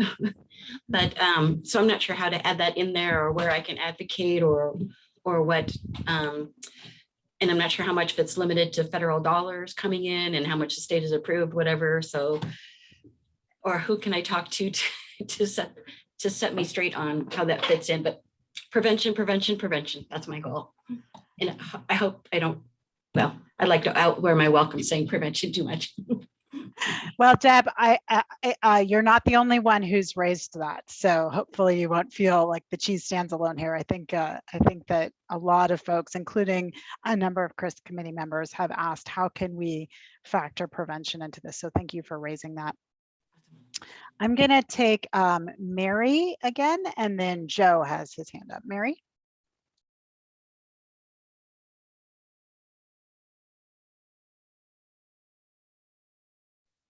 Oh, Mary, it looks like you're unmuted. I'm going to click ask to unmute here and hopefully the other, oh, oops, sorry, we did it at the same time. I apologize. Okay. There we go. Sorry about that.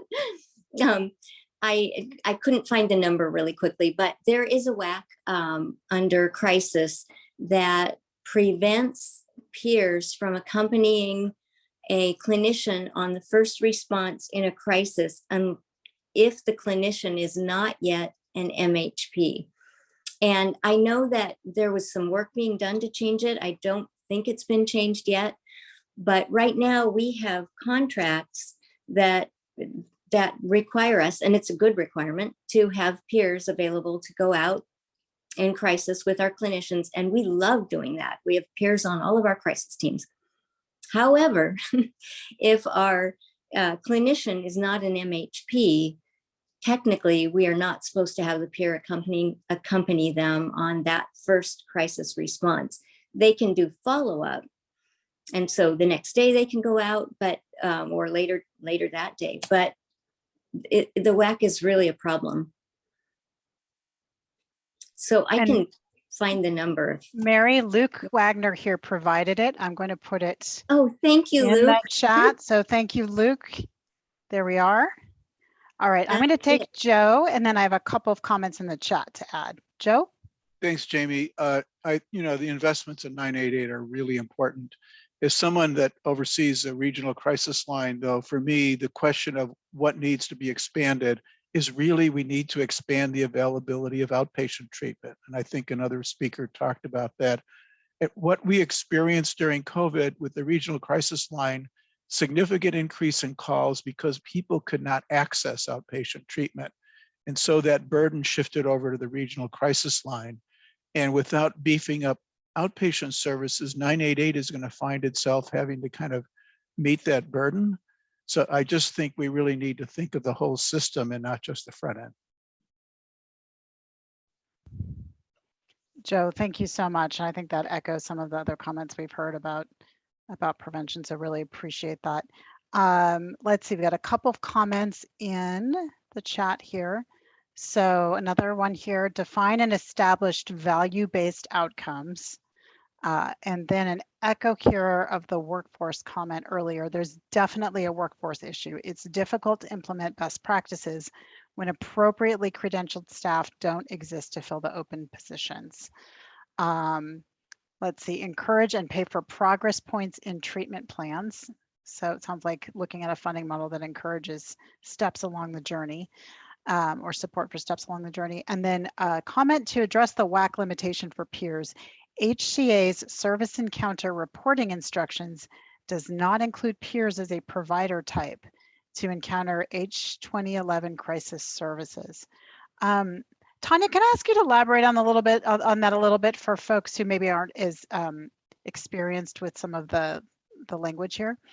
Sure, and this is like to add to what Mary talked about needing adjustments to the WAC. Behavioral health agencies who contract with the managed care organizations for Washington Apple Health enrollees use, and as well as contract with the behavioral health administrative service organizations for the non-Medicaid population.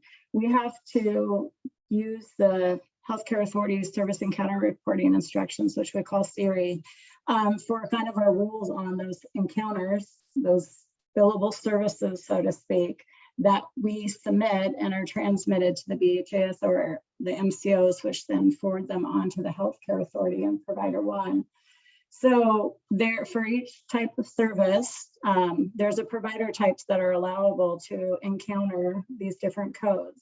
So for crisis services, as well as the crisis hotline for those regional crisis lines, peers are not a provider type that are allowed to encounter that. So I think it's great that we have peers. They're an added benefit, but we need to be able to encounter the services they're providing as well. So I know that there's been some work done to have bachelor's levels in a behavioral health related degree, be able to get an NPI number to be considered a mental health care provider, and that maybe they could go out with peers if you can get an exemption to the WACs. There's a WAC under that 246-341 series that you can submit an exemption request to DOE We haven't done that yet.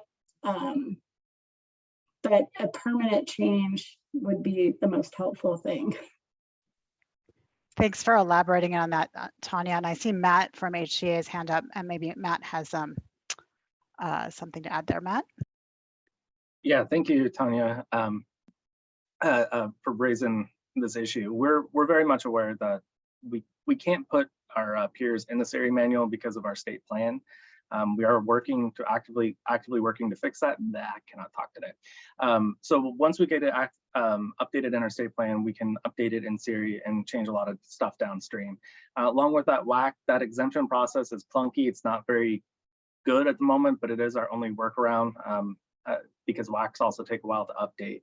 I'm not quite sure exactly how that got into the WAC. I know during the stakeholdering, there was a strong preference for it, but through the notes and everything, the reasoning behind it wasn't very clear to me. But we have been working with DOH to address that in the next WAC change, but it's gonna be kind of clunky for a while, unfortunately. For those of you who are not familiar with the exemption process, we will be putting out more information so your agency can apply for the exemption, get it, and then peers can go out with an MHCP on the first contact and kind of exempt themselves from that WAC. But that's just a little bit of context. Peers in crisis is not a new concept in our state, but we never wrote it into the state plan fully. Right now, you have to have a peer prescribed to you for Medicaid purposes. And crisis, there's no prescription. It's just an immediate service. So it's just a weird sticking point that we'll have to work through as an agency and as a state. Matt, thanks for jumping in and responding to that. Let's see, we have another comment in here, and hopefully all you see at the top, Brittany's let us know we have about 2 minutes until folks come back here. I'm taking notes here on some of the key themes that have been coming up in this conversation so we can share when we do the report out. Let's see, back to the prevention conversation, there's a comment here wanting to encourage more of that prevention. So enhanced pay and reimbursement for effective prevention. In our last 90 seconds together, anything to add? Mary, you got something to jump in here with those last 90 seconds? Yes. One of the issues that I hope is being worked on is that the 988 call line is going by the area code. And so we have a lot of people, especially in Vancouver, who might have an area code that is an Oregon area code. Also, people move from another state, they keep their same number. Their area code is not within this state, and they get actually sent to another crisis line in another state. And it can take a long time to get through that. So I'm hoping at some point we're geolocated so that, you know, it's about the location, not about the phone number that you call from. Just a little thing to add, but it really does, it's impacting. So I'm sure that 988 knows about this. I'm sure they're working on it, but just wanted to throw it in. And I'm not a technical expert. My expertise is on the facilitation, but the geolocation piece has come up frequently as an issue. So you are raising something that, and yes, Matt has mentioned in the chat that that is an issue at the national level, and the federal government is working on a solution. So I think you're right, Mary, as people are becoming more mobile and moving out of state but not changing their phone numbers, that is definitely an issue. Looks like folks are going to be coming back into the main room, and we're going to be doing a report out. As ever, I want to thank each of you for contributing to this discussion. You add so much to these conversations, and I really appreciate everyone giving thoughtful consideration to the questions. And yes, Mary, an echo here from a community member, geolocation is a really critical point. Thanks, Mary. So, thanks so much. Thanks all of you for your contributions. And it looks like folks are coming back. Let's see. All right. We'll give everyone another minute to travel through cyberspace here.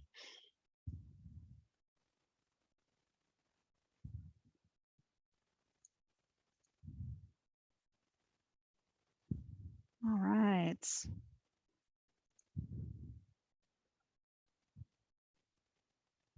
Welcome back, everyone. I hope you had a Engaging discussion. We definitely had one in the main room, and I want to make sure there's a little time after we hear the report outs from our CRIS rooms to share some of the insights from the main room. We're going to do the report out the way we've done it for the past several meetings, where I'm going to call on each of the facilitators from the CRIS rooms and ask you to share some key themes that came out of your conversations and answers to your questions. And then I'm going to ask the subsequent facilitator to build on those themes. So either we echoed some of the things that were these things that were said in the previous room, or here's what we can add to it. And let me give you some warnings so you know who the order I'm going to call on. Suzanne, I'm going to pick on you first. I hope that's okay. And then Laura, and then Michael will be last, and then I'll report out on the main room. We have about just about 14 minutes to do this conversation. So we'll have to be pretty concise here. So let's start with Suzanne. Okay. First off, we need to define what the services are, get a consistent language, and collectively as a community define what they are, and to talk about like what you bottom line have to have, and then what are the nice things, and then also a conversation about coming to agreement with what are the best practices. We've talked about them, but coming to some consensus for the state as a whole, which ones are highly supported and have that documented. And we talked about that to get there has to be further conversation. Interestingly, like for instance, the co-response presentation, a lot of good ideas, but has to be further discussed among people because not everybody there's the dichotomy. And so having more time to discuss those things and land on what everybody agrees to, at least in consensus. There was some conversation, these are like miscellaneous things, like looking at the transportation and thinking about some alternative transportation for instead of police cars. The communication to communities about what's available. There was some conversation about people's distrust of the crisis response, either the call line, that maybe police would be called out to communicate what could be expected, and that is a possibility and what the circumstances are that would happen. Also, there was comment, and this kind of goes back to the first thing I said, is that we heard some great stories from the providers, and those are all commendable, but those are not consistent across the entire state. And we need to get to a place where those kinds of responses are consistently available. And with that, I will stop and let the next recorder share. Suzanne, sounds like there's a lot of things that came out of your conversation that can be fodder for our next several CRIS committee meetings. So thank you for raising those. Laura, you're up next. All right. And I will definitely piggyback on group one's feedback. Our group talked a lot about, it started really with a conversation about giving some attention to the crisis services and funding, including really funding for staffing, funding that supports a specialized response for different populations, for youth, for older adults, folks with dementia, for folks with IDD. So a lot of focus on getting that specialized response funded. Also, a lot of conversation about, we can't just assume there isn't going to be mobile crisis throughout. That has to be the standard. That, again, I guess it's funding piece as well, that mobile crisis will exist across the state, including rural areas. And with that, though, still ensuring that there's training for the other first responders, that there's training around coordination with law enforcement.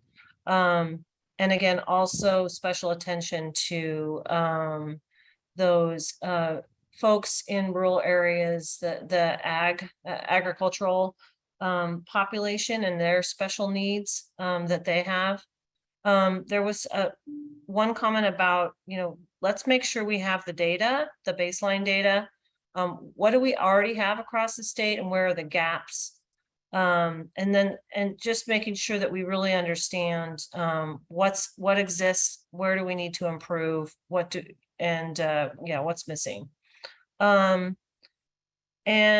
I think lastly, I think there was definite conversation about training and making sure that the services are also culturally and linguistically appropriate across communities, across the state. And finally, there was discussion, I think Suzanne already mentioned this, but just still a lot of sort of uncertainty about 988 and what's attached to that, and that people may still, you know, feel that, oh, this is attached to law enforcement. I'm not sure if I want to use this service. So giving some, you know, providing education and transparency about what to expect, what this service involves.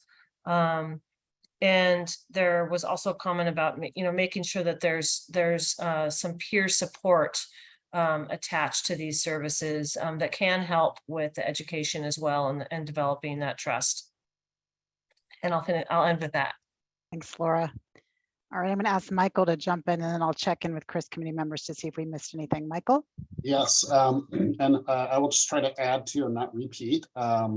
So there was talk of investments in this, and really kind of two areas of investing resources in, developing the workforce, which I think has been mentioned, but a lot of emphasis on investing in prevention, right? So really, how do we work ourselves out of a job?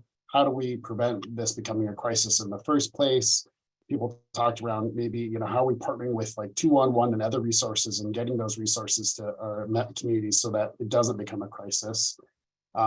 There was some conversation around better communication tools, especially across the crisis system and service providers. And so people talked around, you know, getting those kind of live alerts as people were exiting or going into the system.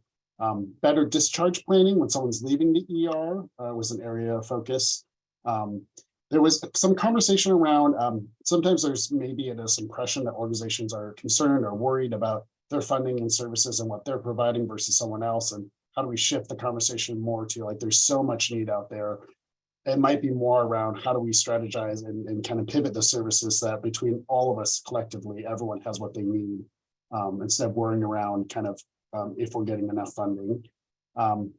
There was talk of really having better integration, especially around medical clearance or medical staffing at some of the crisis stabilization services and locations. So instead of having people go to get medically cleared or waiting for medical clearance before they can get services, you know, some places might just have some medical staff integrated or abilities to do that medical clearance where they're getting crisis stabilization services, and really talked about that broadly as providing better whole person care. So really thinking about not just medical clearance, but how do we provide better whole person care at these places?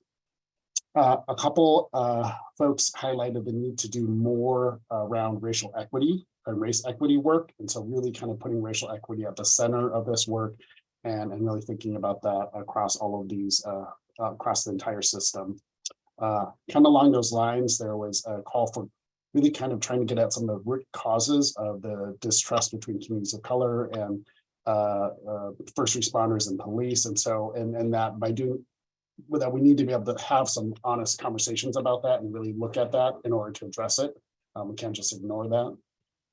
And then there was also a presentation that was referenced around some interesting things or innovative things that were happening in Oklahoma in terms of getting people in rural and frontier areas more access to some of these crisis services, either through some technology or even alternative transportation. And I think someone mentioned that using like non-police or non-emergency vehicles to transport folks.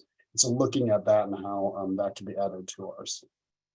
I think I covered most of what the group talked about. Thank you, all of the facilitators here for jumping in and reporting out. CRIS committee members, really quickly, did we miss anything that's important to highlight here?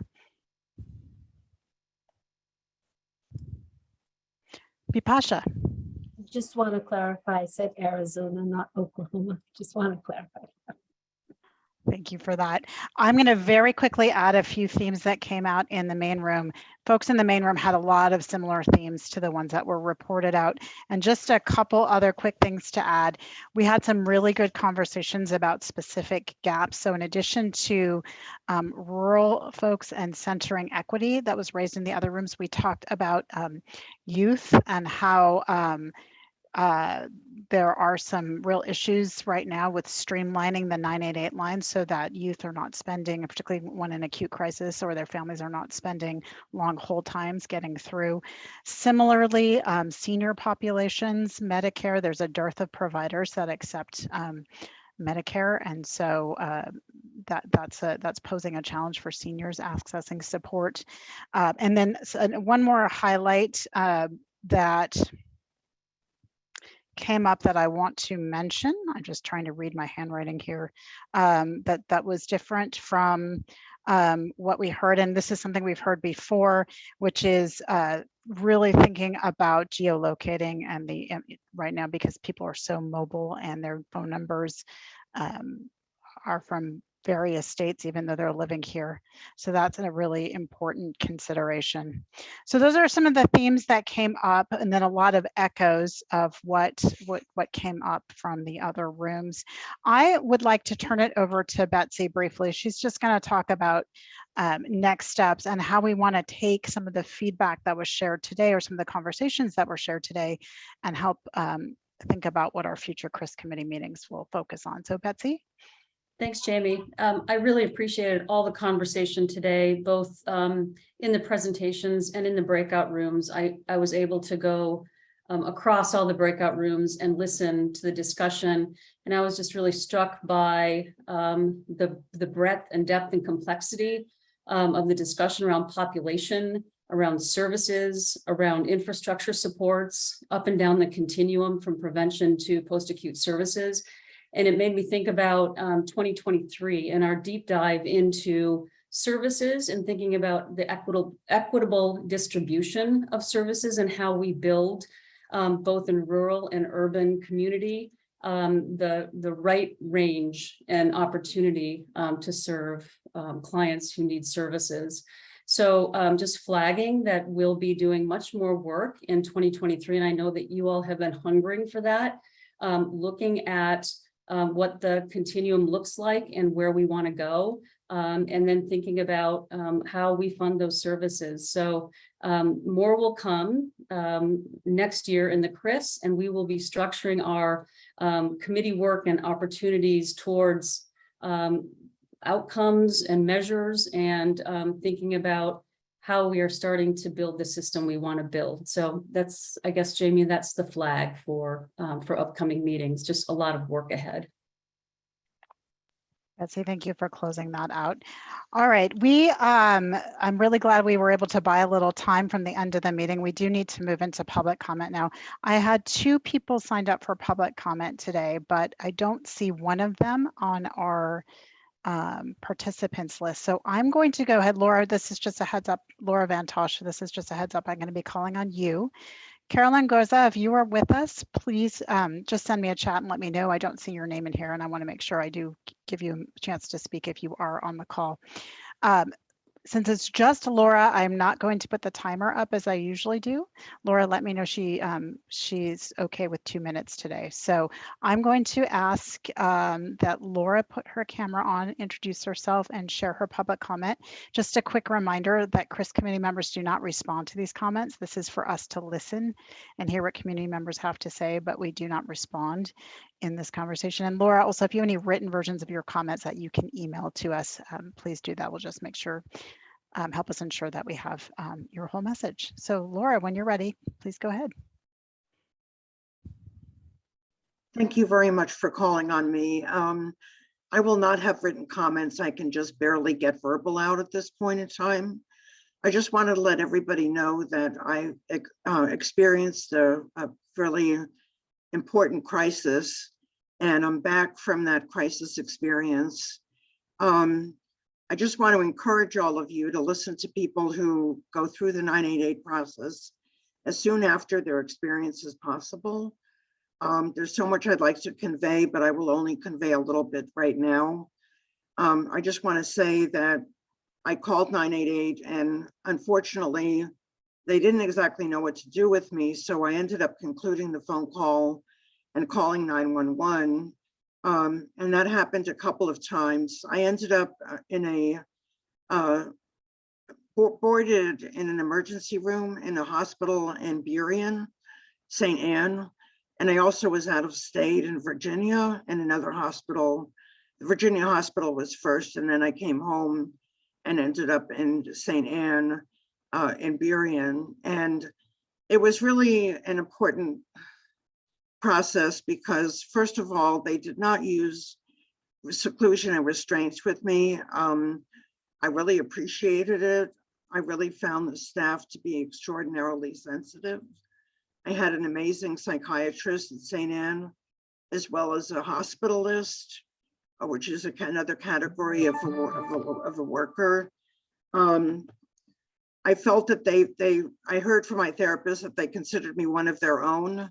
They must have learned that I was an advocate in the field, and so they treated me like a human being. I wanted to just say too that I greatly appreciate the peer support that intervened really late in the game in terms of my stay. I wish that they had shown up earlier, but be that as it may, they were a bright light of hope when they showed up at my door at the hospital, talking with me about doing a RAP plan, which I do not have. I have an advanced directive that specifically talks about not using seclusion and restraints, but I don't have a RAP plan. So now that I'm outpatient, I will be working with a peer specialist to develop a RAP plan. So I just want to let you all know how important it is what you're doing. I'm on the mend and I'm moving slowly. And I just want to gratefully request that you listen to people who come right out of crisis, because there is where you're going to get most of the information. I was a little bit lost today in today's meeting because I found some of it irrelevant. So I really encourage you to talk to staff as well as patients. That concludes my remarks. Thank you for listening. Thank you so much, Laura. I'm just going to check in to see if give Carolyn one more chance. I don't see them on the call, so. All right. In our last 3 minutes, I just want to quickly remind folks, when Nicola sent out the meeting materials last Thursday, she included the tech ops plan for your review. And I believe that review, they're hoping for comments back this Friday, the 23rd. So please let us know if you're having any trouble accessing that or any questions about the deadline. Nicola, are there any other action items or next steps that I should have mentioned? I think we've covered them all. Thank you, Jamie. Okay, all right. Wonderful. Well, Betsy, do you want to say any final goodbyes? Oh. Just have to get myself off mute. Thanks for a good meeting, everyone. Just appreciate, as always, the feedback and the engagement, and your participation helps us to do a better job every time. We continue to improve and work hard to get the work done. So thank you. And I should let that be the last word, but I got a reminder that we should remind folks, if you haven't already, to please review the pre-records because they have some really helpful information germane to these conversations. Sorry, Betsy, that wasn't the last word. That was it. Yeah. And please do. The HCA team took a lot of time and worked diligently to do the pre-records. So I know they would appreciate your viewing them, and let us know if you have questions for them once you've done that. Yeah. Have All a right, nice everyone. afternoon. I'm sorry. Thanks so much for your time today. Be well, and we'll see you soon. Take care, everybody.